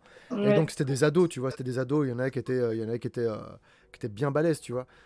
Et ils faisaient du sport et tout. Ils étaient plus gaulés que moi, tu vois, les trucs. Et donc, on faisait les soirées. Et chaque gamin amenait de la musique avec son truc. On branchait sur les enceintes. Moi, je ramenais mon pad DDR avec mon laptop. On faisait vraiment n'importe quoi. Le dernier soir de l'éducateur, c'était n'importe quoi. Et donc, il s'est mis à faire de la musique. Et en fait, c'était un foyer. Il y avait beaucoup de gamins qui venaient de l'étranger. C'était des mineurs non accompagnés, mais qui étaient demandeurs d'asile. Et donc, ça venait des quatre coins du monde. Et chacun avait ramené la musique de son pays. Chacun avait cuisiné un plat de son pays. Et ils mettaient de la musique de leur pays avec les danses traditionnelles et tout ça. Et après, ils avaient pris les enceintes sans fil. Et ils me portaient comme ça. Ils me portaient comme dans les mariages juifs, tu sais, comme ça, ils me portaient. Et on a fait le tour du foyer sur le truc où j'ai pas touché le sol une seule seconde. Et il y avait les mecs sur le balcon qui étaient comme ça. Ouais, vous avez pas fini votre bordel. Et ils en pouvaient plus, les gars. Et ils ont balancé des insultes racistes, machin. Et t'avais les gamins qui s'en foutaient. Ils étaient comme ça. Ouais, salut mon pote. Et t'es comme ça, ils s'en foutaient complètement. Et je suis parti. Normalement, je finissais à 23h. Je suis parti, il devait être 2h du mat. Et ça fait partie c'est un de mes meilleurs souvenirs. C'est un de mes meilleurs souvenirs. Après, quand tu es dans l'éducatif, évidemment, il y a les progrès des enfants et tout ça. Oui. C'est ouf, quoi. C'est ouf et c'est compliqué d'en choisir un. Il y a un animateur une fois. Alors, c'est pas des gamins dont je m'occupe, mais des fois, il y a des gamins qui sont pas diagnostiqués. Et il y a des animateurs qui. J'en ai une qui est salée. C'était dans un centre de loisirs. J'étais avec des animateurs, on était en train de faire les trucs et le gamin dont je m'occupe, il était sage, il fait ses trucs, peinture, tout ça, machin. Allez, t'as du bleu, du jaune, ça fait du vert, c'est cool et tout. Et t'as l'animateur, il bug comme ça, il fait mais attends, mais il y a du jaune, du bleu, mais comment t'as réussi à faire du marron? Et le gamin, il peint comme ça avec ses doigts, machin, il fait. Mais c'est quoi cette odeur? Mais c'est quoi?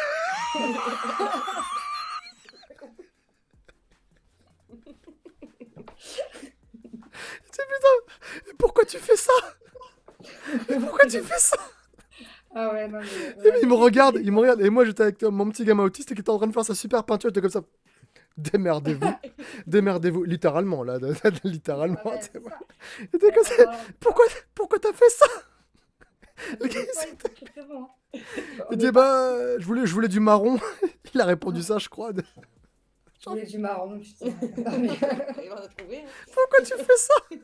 Alors, des fois, c'est tellement. On part à Disney pour Noël. Et enfin, le lendemain de la fête de Noël du foyer. Donc, en fait, grosse fiesta et tout. On arrive à Disney, comme ça, bref, fatigué. Et on décide de faire l'ascenseur. En premier, tous.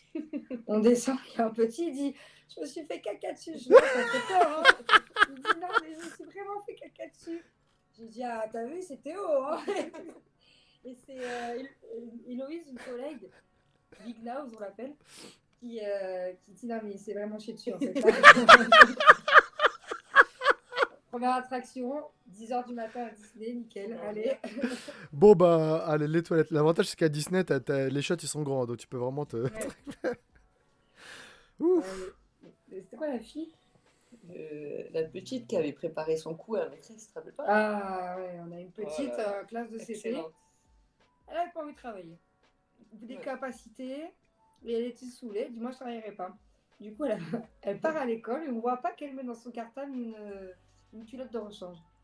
Elle se met au premier rang. La maîtresse lui dit bon, maintenant, il faut vraiment travailler, ça serait bien et tout. Elle la regarde droit dans les yeux, elle se lève, elle s'assoit sur la chaise de la maîtresse et elle pisse. Et elle la regarde, elle fait voilà, j'ai pissé sur ta chaise. Moi, je vais me changer et toi, tu peux rentrer chez toi parce que t'as pas de rechange. Et nous, ben, les éducateurs, vous êtes convoqués à l'école. Ok, on arrive. Ok, j'arrive. Punaise. Là, il y avait aussi des. On a des enfants, des fois, qui ont des stéréotypies, donc ils peuvent avoir ce qu'on appelle des écolalies différées. Ah. L'écolalie, en gros, tu répètes tout ce que tu entends. Et du coup, tu peux avoir des stéréotypies verbales, donc tu vas dire des phrases parce que tu aimes bien le mouvement de ta langue dans la bouche, ce que ça fait, donc tu vas parler en yaourt, tu vas faire des trucs comme ça. Ou tu vas répéter une phrase que tu trouves rigolote en boucle. Les écolalies différées, ça fait que des fois, tu as des gamins qui te disent des trucs en institut et tu es au courant de tous les détails de la dispute qu'il y a eu entre papa et maman la veille. Voilà. Et quand tu Ah les oui, reçois d'accord. après en réunion parents et tout ça, en réunion de synthèse ou PPA, tu vois arriver les parents. Ah, t'essaies de faire poker face, hein, mais c'est dur. Hein. Des fois, Et puis quand tu vois que c'est des tics de langage, hein, il y a des mots, tu te dis, mais qui dit... Quel genre d'enfant dit ça à personne? Et premier truc que les parents disent, c'est le mot que le gamin Ah répète en oui. boucle. Et t'es comme ça. Ne pas rire, ne pas rire. Parce que Alors après... attends, grosse anecdote qui s'est passée il n'y a pas Ah, longtemps. Et mais là, vraiment. j'ai mis mes mains là, elle a mis ses mains, on avait les larmes qui coulaient, on n'a pas pu. Ah putain. On partage un grand repas, une morbiflette, comme on dit au village du Jura. Et on mange, on est tous bien à table, tout va bien. Et puis il y a la musique de Vaiana qui passe. Le petit, 4 ans, tout petit, les yeux bleus, magnifique. Ah, c'est Vaiana! Ah oui, t'as vu, c'est cool, c'est Vaiana. Oui, et ben son père, c'est un gros fils de pute.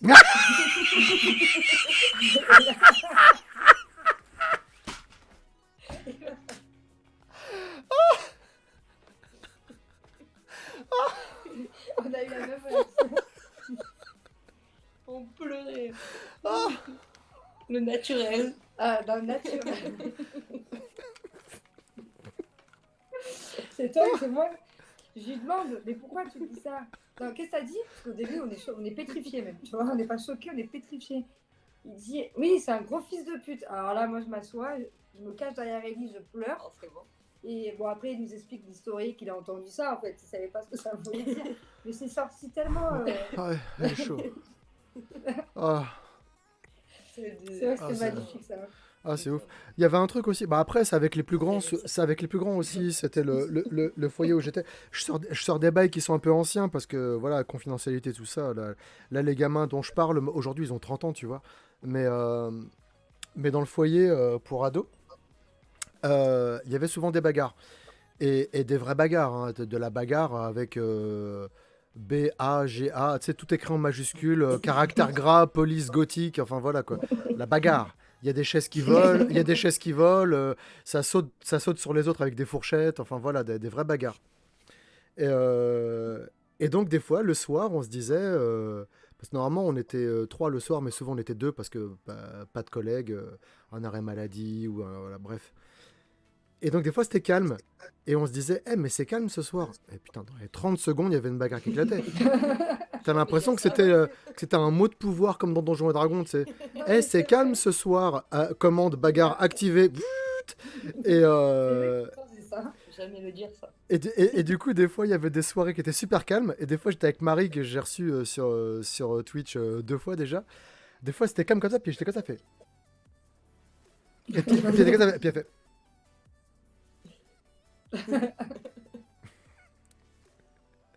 Et plus tard, s'il y avait une embrouille qui commençait à éclater, elle fait, tu vois, c'est de ta faute, tu l'as pas dit, mais tu l'as pensé. Ça, c'était complètement irrationnel, tu vois, mais le truc. Non, c'était les bagarres, c'était hoche. Non, parce qu'en plus, quand il y avait des bagarres avec des ados, forcément, après, il y a des blessés, il y a au moins un cocard, et puis des fois, il y a une arcade qui est ouverte, donc il faut appeler le cadre d'astreinte, et du coup, tu sais que tu pars pas à 23h. Exactement. Donc, On a eu un gosse qui a bu de la lessive. Ah, putain. Bon, pas assez pour faire des bulles, mais assez pour rentrer chez toi à minuit, quoi. Tu Ouais, vois. c'est ça, t'appelles le centre anti-poison et tout ça, Ouais, c'était long. Ouais, c'était... Soirée c'était... mou, quoi. C'est quoi? Alors, t'as bu quel bidon? Celui-là, t'es sûr? Ah ouais, c'était l'enfer. Aïe, aïe. Non, ouais, les petits, enfin les petits ou même ceux qui ont des handicaps qui sont grands mais qui dans leur tête sont petits, des fois ça met tout à la bouche, hein. Ça met tout à la bouche. Si tu surveilles pas la pâte à modeler, la Play-Doh c'est sympa, hein, ça sent comme la pâte d'amande. C'est pas de la pâte d'amande la Play-Doh. Donc c'est pas toxique, mais si t'en avales une bonne grosse boulette, ouais, faut appeler les urgences, hein. Donc non, tu fais gaffe. Et des fois, quand le gamin il a tout dans la bouche, tu vas chercher. Tu vas chercher. C'est intrusif, mais en même temps c'est ça ou il s'étouffe, hein. Donc Ouais, c'est ça. je préfère faire ça plutôt que le point de Helmich. Voilà. C'est vrai qu'il mange tout. Hein. On a un Ouais, gamin, on ouais, lui droit, coupe le kiwi en deux. Le temps de servir pour les autres enfants, on se tourne. Il n'y a plus rien dans Plus de l'assiette. kiwi. T'as jeté la peau? Non, je l'ai mangé. Ça gratte un peu. Ça gratte un peu. Il a tout mangé. Oh punaise. Non, c'est hoche. Ouais, Ouais, droit, non, aussi. faut être vigilant. Ouais, c'est vrai qu'il faut être vigilant. Et puis le pire, c'est que t'as les gamins, les tout petits, ils attendent. Ils attendent, en fait. C'est même pas que t'as pas été vigilante. C'est qu'ils attendent que tu clignes des yeux pour faire une connerie. C'est parce qu'ils savent que tu vas les empêcher de toucher au truc. Donc ils attendent que tu... Des fois, il y a un stylo qui tombe, tu te baisses pour ramasser le stylo, tu peux te dire qu'à ce moment-là, il y a 3 gamins qui font « C'est bon, vas-y, vite, vite, fais une connerie, c'est maintenant, go, go, go !» Voilà. C'est vrai. Ils cèdent en plus. Autant dans les disputes, ils se massacrent, mais alors pour être contre les éducateurs, ils sont solidaires. Hein. Ah ouais, Alors, c'est... la dernière fois, je la vois se décomposer. Je fais qu'est-ce que t'as? On était en extérieur. Elle me dit mais regarde-les. Comme vous venez on a fait des vacances dans le Jura où il y a beaucoup de vaches. Ils étaient tous à 4 pattes en train de manger de l'herbe. Et du coup, la petite, elle avait du verre partout. Elle dit quoi? C'est le sang de l'herbe hein, qui a coulé sur moi. C'est le sang de l'herbe. Le sang de l'herbe. Ah ouais, non, ça c'était magnifique aussi. Ah, c'était pas mal. On dirait le titre d'un vieux bouquin dont vous êtes le héros, le sang de l'herbe. Aïe aïe. Donc ouais, je parlais tout à l'heure de... ça fait plusieurs fois que je partage ton compte Twitter et ton Insta, mais il y a aussi un TikTok, je crois. C'est quoi sur TikTok? En fait, pour tout te dire, j'avais un TikTok qui avait explosé. J'avais 1 million d'abonnés. Et puis un jour, on a 1 million d'abonnés en jouant à Le Sorcier de la Lave. Hein. D'accord. Et puis, je me suis fait bannir. Ah ouais? Ouais. Donc là, j'ai un compte, mais je pourrais même pas te dire le nom parce que j'y vais juste pour regarder des vidéos, pour me donner des idées. Ouais, pareil. Pour en faire. Ouais, pareil. Moi, je suis abonné à 3 comptes sur TikTok, je crois. C'est Newsman, Y Penser et peut-être... PADG. PADG. PADG, obligatoire. Non, puis aussi, attends, je suis abonné aussi à l'italien, là, tu sais, le... Ah, oui. Obligatoire. Donc, c'est nul, ça. C'est nul. Et tu sais pas pourquoi tu t'es fait ban, quoi. C'est... Ouais, tu sais, ok, tu sais. Bon, voilà, tu sais.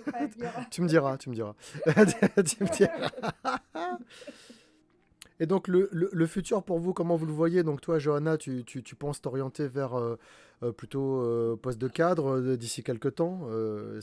Quand tu arriveras à lâcher prise le Alors, terrain. en fait, on a un projet toutes les deux. Ouais. On est allé, donc le premier week-end avant le confinement, on est allé par hasard dans le Jura. On est complètement tombé amoureuse du Jura. On a amené les gosses dans le Jura qui sont tombés amoureux du Jura. Bon, bref, le Jura, c'est toute notre vie. Bah, ça fait 3 ou 4 fois que vous y allez. Enfin, ça fait 3 ou 4 années plus, que. un peu plus. Avec eux, avec eux, on les a amenés l'été, faire Noël, à l'automne, machin. Et nous, on y va aussi en vacances. Et en fait, on a pour projet d'acheter une villa à Retaper et ensuite faire des séjours de rupture pour des ados dans divers foyers dans le Var. Ouais. Donc, c'est un projet qu'on avait parlé avec notre ancien chef de service. Donc, tu voulais monter vraiment une structure pour gérer une structure qui accueille des gamins pendant les séjours de transfert, en fait. En fait, des éducateurs de la structure du foyer du Var montent avec eux faire le séjour de rupture, pas d'écran, pas d'internet, parce que c'est vraiment la campagne là-bas. Ouais. Ils apprennent un métier de main, en fait, pour retaper une maison. Et nous, à terme, ça serait le pied-à-terre pour notre foyer pour les vacances. D'accord. Moi, ça fait 11 ans que je fais des camps, et je me rends compte qu'on voulait à chaque fois faire un camp différent, les amener un peu partout, et que c'était hyper intéressant, parce qu'ils découvrent la France aussi. Mais en allant au même endroit, l'enfant, ça le rassure parce que quand on fait un camp, les 3 premières nuits, tu dors pas. L'enfant est angoissé, il connaît pas, il sait pas, il entend du bruit, c'est pas. Donc d'aller au même endroit, il connaît. Quand un enfant nouveau arrive sur le groupe, les anciens lui disent tu vas voir, on va faire un camp dans le Jura, c'est comme ci, c'est comme ça. Et vraiment, il y a tout ce projet-là qui s'est articulé autour de ça. Et donc, il ne nous reste plus qu'à acheter la maison. Voilà. Bah, Fanou, il est chaud pour venir donner un coup de main parce que lui, il est BTP. Hein, donc, lui, il est. C'est l'électricité, je crois. Fanou, toi, c'est l'électricité. Bah, après, tu fais un petit peu de tout. Oui, électricité. À moi, de formation, moi, je suis plombier, chauffagiste, couvreur. Hein, moi, parfait. Tu vas voir tous les. Et éduc en plus, donc tu vois. Non, mais voilà, tous les corps de métier. Bah, à un moment donné, il voulait me débaucher. Il voulait m'envoyer le CFA où j'ai passé tous mes diplômes parce que j'ai fait SAP plombier, SAP installation sanitaire, s'il vous plaît, installation thermique pour le chauffage, et couverture, c'est là où j'ai fait SAP plus brevet, donc là j'ai fait 5 ans d'études dans la couverture, et après j'ai fait bureau d'études, donc cabinet d'architecte et tout ça. Donc ouais, BTP je maîtrise un peu, mais et je m'éclate beaucoup plus dans le social, c'est clair et net. Après, en bureau d'études, de toute façon, tu n'es plus sur les chantiers, tu es dans les bureaux, tu fais les devis, les suivis de chantier, donc c'est moins fun que sur le terrain avec les collègues, mais là, avec mon dos tout pourri, de toute façon, je pourrais plus aller sur les chantiers. Et de toute façon, je me régalerai jamais autant qu'avec les enfants là, dans le métier que je fais actuellement, quoi. Ouais, carrément, ouais. Donc voilà nos projets d'avenir. Ah donc, ouais, Fanou, compagnon, donc tout corps d'état. Parfait. Ah bah nickel. Tu le laisses là-bas, voilà. On fait un Ulule, et puis voilà, t'as un truc. On fait un Ulule, on achète notre maison dans le Jura. Extreme makeover, voilà, avec Fanou. Je deviens chef de service. Non mais sans déconner, en plus tu fais une chaîne YouTube avec un compte TikTok et c'est parti. Hein, je veux dire, le truc il se finance, il s'autofinance le truc. Tu fais le chapacan tous les jours à côté de Fanou qui bosse et voilà quoi. Là c'est ouf. Et toi Elise, même bail ou t'as aussi des trucs On aimerait bien le faire ensemble, moi, ce projet. Donc oui, même bail. Coucou Léo. Et toi, Johanna, alors peut-être qu'il ne faut pas faire de spoiler, mais est-ce que tu as des projets à moyen long terme? Je sais pas, des choses où tu dois rencontrer des gens peut-être en décembre, je sais pas, ou tu préfères garder ça pour toi? Non, en fait, pendant le premier confinement, comme je le disais tout à l'heure, c'était très dur psychologiquement et physiquement. Et moi, j'ai beaucoup écrit. Mais comme je suis un peu à l'ancienne, j'écris beaucoup sur des feuilles blanches. Parce que, par exemple, tout à l'heure, avant ton live, mon grand frère Fabien m'a appelé en me disant je t'appelle pour voir si t'es calé et tout. Et il m'avait passé un mini ordi. Je lui ai dit j'ai plus le code. Bon, j'ai retrouvé le code. Mais bon, il m'a dit mais tu sais, il faut que tu télécharges l'application Google Meet avant. J'ai fait ah oui, pas con. Enfin, bref, voilà. Donc, je suis pas très ordi. Et bon, j'ai beaucoup écrit. J'ai repris les conventions grâce à Noob. Depuis le dernier week-end de septembre, j'ai rencontré beaucoup de gens. Et puis moi, c'est vrai que j'ai beaucoup parlé du métier d'éducateur pendant le confinement sur mes réseaux, en disant qu'on n'était pas entendus, qu'on souffrait, que c'était compliqué, parce que nous, notre équipe a tenu, mais il faut savoir que les équipes à côté n'ont pas tenu, et ils avaient un boulanger, un chauffeur de bus qui bossait avec eux et qui ne connaissaient pas le métier, qui étaient très bienveillants et qui ont tout donné sur le terrain, mais c'était très compliqué. Et donc, bon, moi, mon échappatoire, c'était, à part les soirées avec mes collègues de travail, c'était l'écriture. Et, et en plus, j'ai fait le lien avec cette vie que j'ai dans Noob. Et j'ai mis éduque, apostrophe, actrice. Parce que la semaine. Éducatrice. Éducatrice. Donc la semaine, je me fais insulter, cracher dessus, mort. J'ai les cheveux comme ça, j'en peux plus. Et puis le week-end, c'est oh, une dédicace, s'il te plaît. Carrément, ce week-end, j'ai eu un chauffeur privé, s'il te plaît. Trop Il bien. vient me chercher et j'étais dans la voiture, j'étais là. Franchement, ça va vraiment rien à voir avec ce que j'ai vécu dans la semaine. Ouais, ça tranche. C'est vraiment deux vies totalement différentes. Mais les deux m'animent, les deux m'éclatent. Et il n'y en a aucune des deux que j'ai envie d'arrêter. Je quitterai pas mon métier pour nous, mais j'arrêterai pas nous. Donc j'ai fait le lien entre et puis pourquoi pas faire un Bah, de livre toute sur ça. façon, alors déjà, merci beaucoup. Il y a un nouveau contributeur qui vient d'arriver sur la cagnotte Ulule. Merci beaucoup à Dakendo. Il a pris 2 kits d'images pour des familles et en plus, il offre toutes ses contreparties aux familles qui en ont besoin. Merci beaucoup, Ah, Dakendo. super. On est passé à 105% grâce à toi. Merci beaucoup.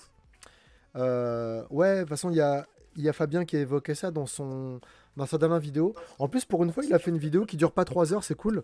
Euh, et il expliquait que la saga, enfin la série, l'univers Noob, parce que c'est transmédia, Tout à fait. Fabien l'explique beaucoup mieux que moi ce qu'est le transmédia, mais en gros, la web série va s'arrêter à un moment donné, ou alors devenir vraiment très très minime dans l'univers Noob, qui va plus s'orienter vers les films, Exactement. les romans, les BD, peut-être encore un jeu vidéo, on ne sait pas, mais voilà, en tout cas, que la web série, ça devient compliqué à produire parce qu'il expliquait dans sa vidéo que bah, tout le monde prend de l'âge, travaille, fait des gamins, et c'est le problème que tu expliques en fait, c'est que des fois, bah, tu pars en transfert avec des gamins, bah, s'il y a un tournage ce jour-là, il faut trouver un prétexte dans le scénario pour que Ivy, elle soit pas avec le groupe, quoi. Exactement. Exactement. Et puis il veut plus se focaliser sur des longs métrages. Hmm.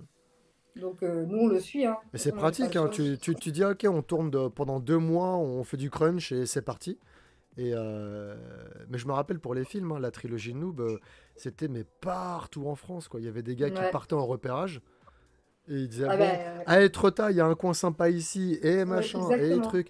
Quand on voit PA et son fils, attends, c'est qui déjà qui fait son fils à PA? Lucas, Lucas, quand ils sont devant les falaises, là, c'est une dinguerie. Il y a des c'est plans, mais magnifique, hein. il y a des plans, Digne du Seigneur des Anneaux, ouais, s'il mais te plaît. oui, mais clairement, c'est pas la même qualité d'image et tout ça. Enfin, quoique, non, quand même pas. C'est des caméras Ah, qui même coûtent. qualité d'acteur, je trouve. C'est- mais- À peu près. pas de commentaire.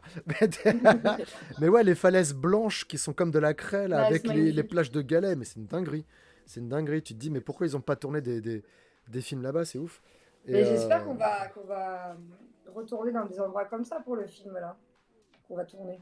hmm. Donc, Tu m'entends, Fabien? bah à voir. Après c'est vrai que c'est pas évident parce que des fois, je pense qu'il faut laisser un peu de temps passer. Parce que la trilogie, ça a été une telle souffrance d'accoucher de ces films-là, mais vraiment, Mm. c'était C'était colossal. c'était compliqué. Et c'est un peu comme le Ulule là, que je fais en ce moment. Moi, j'en avais fait un premier en 2015 pour Point de vue social, pour acheter des caméras et des lumières. J'avais oublié le boulot que ça demandait. Et je pense qu'il faut se laisser le temps d'oublier le boulot que ça demande pour pouvoir se Mm. réinvestir dans un nouveau projet comme ça. Parce que de se relancer dans une trilogie de films, ouais, il faut laisser les blessures un peu cicatrisées. Tu sais, c'est un peu Ouais. comme dans Dragon Ball, tu te mets dans le caisson comme ça avec le blou blou blou, mais après, voilà. Non, mais Fabien, c'est un ouf, il bosse tout le temps. Il bosse tout le Ouais. temps. Quand il s'arrête de faire du montage, c'est pour écrire le roman. Après, il repart sur les textes dans le jeu vidéo. Après, le truc, il s'ennuie jamais comme ça. Vous avez vu quoi? Vous avez vu quoi? Il a marqué emmener les gamins sur le tournage. Ah, bah, faudrait les autorisations. Ouais, on les a amenés en convention Ouais. Ah ouais? à Bourg-en-Bresse, ouais. Ok. Et c'était le plus beau jour de leur vie. Ah, ils étaient contents. Bah, du coup, ils ont Ah, vu, ils ouais. étaient à fond, ils étaient à fond. Mais moi, je leur parle pas de noob. Et enfin, je leur parlais pas de noob. Et le problème, c'est qu'à force, les nouveaux gamins me reconnaissaient, s'y connaissaient, donc j'ai pas eu le choix que d'en parler et de pas me le. C'est vrai qu'au début, j'en parlais pas parce que certains font pas trop la différence entre réalité et fiction. Donc par rapport à la Ils sont prise en petits, charge, voilà. Puis par rapport à la relation avec eux, voilà, il faut pas non plus qu'ils se mettent à exactement. devenir fans, voilà. Non, non, non. Donc du coup, je leur montre pas les vidéos, je leur montre que les BD ou le artbook. Et voilà. Mais ils adorent. Ils trouvent ça ouf, quoi. Non, les BD c'est bien parce que moi j'ai jamais été aussi mince que quand je suis dessiné par Todd, c'est parfait. C'est voilà. Non mais il y a, moi j'avais dans le foyer les gamins à l'époque, hein, ils étaient pas trop sur YouTube donc j'esquivais le truc. Ils voulaient tous me rajouter sur Facebook parce qu'à l'époque il y avait que Facebook et je refusais tout. Et à un moment donné, bah, c'était le soir de mon départ, j'ouvre mon laptop pour mettre DDR et sur mon laptop, il y avait en fond d'écran, il y avait moi en Gladys qui fait un German suplex visiteur du Oh futur. non. Et donc là, c'était cramé, il fait mais c'est toi là? Je fais ouais, c'est une blague avec des copains et voilà, et je lance DDR et puis c'était voilà, chat perché, c'est bon, ils ont rien vu. Mais J'aperçais, c'est bon. mais ouais, et puis maintenant, bah, c'est pareil, maintenant, les gamins, ils savent même pas parler, donc ils vont pas aller me demander, ils sont pas sur les mêmes réseaux. Puis même les web-séries, maintenant, pour les jeunes, c'est devenu un peu ringard. C'est vrai on a un public qui est plutôt adolescent, jeune adulte, et pas forcément des tout petits, quoi. Ou alors les tout petits, c'est leurs parents qui leur montrent la série, tu vois. Exactement. C'est ça. Nous, on a beaucoup de personnes qui viennent en convention avec des gamins qui sont fans. Ouais. Ils disent ah, c'est mon enfant, j'étais fan de vous avant. Bah, Et c'est là, ça, tu c'est dis pour ça, tu ah, vois. ok. Vous voyez ce que ça nous fait tu vois, voilà. Voilà. Voilà. Allez, super, merci, bonne journée. Mais non, mais c'est en vrai c'est gaulerie. Et après ouais c'est plus tout ce qui est contenu sur le social quoi, Twitch, les reportages, point de vue social, les trucs comme ça. Et je sais qu'il y a des collègues qui regardent ce que je fais parce que des fois il y a des petits trucs comme ça qui sont glissés. Ouais machin, Twitch machin. Puis il y en a un qui me regarde il fait ouais mais toi tu connais Twitch? Et moi, je sais pas de quoi tu parles. Mais je sais qu'ils savent parce qu'en fait il y a un truc qu'ils savent pas. Bah, peut-être que là, s'ils me regardent ce soir, ils vont comprendre, hein, ils le sauront maintenant. Je pense que les collègues ne savent pas ce que c'est que la navigation privée sur les ordinateurs du CESAD. Donc, quand tu fais CTRL H, tu vois les sites que fréquentent les collègues et ils sont très intéressés par mon site et par ma page Twitch et ma chaîne YouTube. Donc voilà, parce que moi je vais pas là-dessus quand je suis au boulot, donc je sais que c'est des collègues qui y vont et donc c'est assez marrant de voir que les collègues y vont dessus, mais ils en parlent pas parce qu'ils savent qu'il faut séparer un petit peu ce qui est du loisir du boulot, mais de temps en temps, il y a un petit truc comme ça, un petit clin d'œil, tu vois. Ouais, YouTube, machin, mais ouais, Laurent, c'est à partir de combien d'abonnés qu'on peut monétiser ces vidéos? Moi, je suis comme ça, je sais pas. Quand tu me demandes ça, et les trucs, non, mais voilà, il y a des petits trucs comme ça, mais voilà. Alors attends, dans le chat, il y a des messages. Mais ça vous fait pas chelou d'être représentant dans des BD? Toi, C'est Johanna? cool. Moi, je trouve ça cool, mais c'est ouf, quoi. Moi, je suis dans une BD, dans un roman, dans un jeu vidéo. Voilà, je trouve ça dingue, dingue. Mais c'est eux. Bah, c'est des médias qu'on a toujours kiffé déjà les avoir. Donc d'être dans un média qu'on kiffe, c'est une dinguerie. En plus Gladys, elle a des bras comme as, un Golgoth. Enfin, c'est trop gaulerie. Je te montrerai Gladys. En plus, on peut vraiment faire tout ce qu'on veut dans les BD. Donc il y a pas de truc. Enfin, ouais, Todd et Rudy, en tout cas, avec la BD, ils se vengent, hein. C'est comme Fabien, il a expliqué, dans Noob, il peut pas faire des mobs. C'est trop coûteux en FX. Ou alors, ça va être merdique, donc il en met pas. Ou alors, des fois, il met des Smurfs parce que Smurfs, il arrive à peu près à les faire. Ou en tout cas, les gens. Il y a un Smurf en CG qui était bien fait. Alors, Ouais, on voit Sparadrap qui donne à manger un Smurf ou qui lui fait des câlins. Je me rappelle plus, c'était un vieil épisode. Mais il préfère ne pas faire que de faire mal. Après, il y a des trolls qui vont dire c'est de la merde quand même, même quand ils pensent qu'il fait bien. Mais oui, ouais, si t'aimes pas, tu regardes pas. Mais je comprends la exactement. démarche. Et il aimerait bien faire une scène comme avec le Balor qui est face à Gandalf, tu vois. Mais il dit, mais ça va ressembler à une démo PS1 au mieux, quoi. Donc, non, je fais pas. Et dans la BD, ils se vengent. Dans la BD, vous éclatez des dragons, vous éclatez des trucs. Enfin, voilà, c'est dans la BD, tu fais ce que tu veux, quoi. En plus, avec Philippe et Flo à la BD, c'est bon, là. En plus, Ouais, c'est magnifique. c'est. Mais d'ailleurs, Philippe, pendant le confinement, il avait fait un dessin d'Élise et moi au travail. Oui, t'avais un gamin qui te vomissait dessus, un autre qui t'escaladait la Ouais, tête et ouais. machin. C'était. Et c'était exactement ce qu'on vivait. Et franchement, je remercie beaucoup Philippe parce que c'est un dessin qui nous représente beaucoup et qui nous a touchés.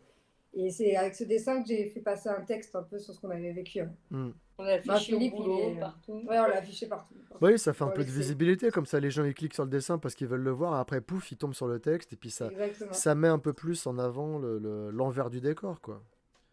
Parce qu'on complètement. on fait pas que des câlins aux enfants, quoi. Surtout en temps de Covid. Voilà. Ouais, oui. Yes. Bah, écoutez, est-ce qu'il y a quelque chose avant qu'on interrompe la soirée, qu'on fasse un raid chez quelqu'un? Est-ce qu'il y a quelque chose que vous voudriez ajouter sur le métier pour conclure? Quelque chose qu'on n'a pas abordé ou sur lequel vous voudriez insister? Pour moi, j'insisterai sur le fait qu'il faut être sûr que c'est une vocation, parce qu'il ne faut pas commencer et lâcher et abandonner ou une équipe ou des jeunes, parce que ça peut être très compliqué pour ceux qui restent. Donc, se donner à fond. Et ce que je vais ajouter aussi, c'est participer au LUL de Laurent, parce que Oh là là franchement, là là. c'est super chouette. Super projet. C'est un super projet et T'es un amour. franchement, Ah, bravo. je vous remets le lien dans le chat. Hop, le lien est en bio de toute façon si jamais vous voyez le replay sur Twitch et si vous voyez le replay sur YouTube, le lien sera en description aussi. Merci beaucoup Johanna et Elise, c'était vraiment super cool de vous À avoir. toi. On va regarder un petit peu qui est en live en ce moment pour voir vers qui on pourrait faire un petit raid sympathique. Hop. Si vous avez des questions dans le chat, allez-y, c'est le moment ou jamais, hein, parce que là, hop. Sinon, restez encore au moins une petite minute le temps qu'on fasse un raid quelque part. Je regarde, alors il y a... il y a Omegazel. Il y a, Gazelle? il y a Omegazel, on va faire un raid chez lui. Bien sûr. Attends, je fais... Hop là. Je vérifie le truc pour faire un copier-coller du pseudo pour être sûr que le raid fonctionne. Ah! Allez, parce que je suis nul. Des fois, je fais des raids, il n'y a pas la notif. C'est quand même sympa quand il y a la notif comme ça. Après, il fait ah, merci Laurent pour le raid. J'adore. Je suis un gamin. Alors, attends. Je vais voir. Est-ce qu'il y a des questions? Merci à tous les trois. C'était super intéressant. Il y a Tant Spectrum qui a mieux. dit Omegazel. Bah ouais, il y a Omega, bien sûr. En plus, il nous a host tout à l'heure. Donc, ça va être cool. Restez juste vraiment une petite minute. Attendez avant de partir. Qu'il puisse y avoir un score sympathique qui arrive sur la chaîne de Julien. Carrément. Et vous lui faites des gros bisous de la part de nous trois. Il va kiffer. Et puis après, si vous aimez bien ce qu'il est en train de streamer, vous restez, vous passez le reste de la soirée avec lui. Ah bah en plus, il y a Amandine avec lui, donc il y a Saphir, donc c'est cool. Ah, putain. C'est cool. Et je vais basculer chez lui, je vais suivre aussi ce qu'il raconte, comme ça on va pouvoir continuer ensemble sur le chat. Et puis si vous lâchez quelques follow sur sa chaîne, c'est cool si c'est pas déjà fait. Donc, tac, Carrément. raid, hop, Omegazel, est-ce que ça marche la commande? Yes, on part dans 10 secondes. Merci beaucoup. À très Merci. Merci. bientôt. Bye bye. Bisous.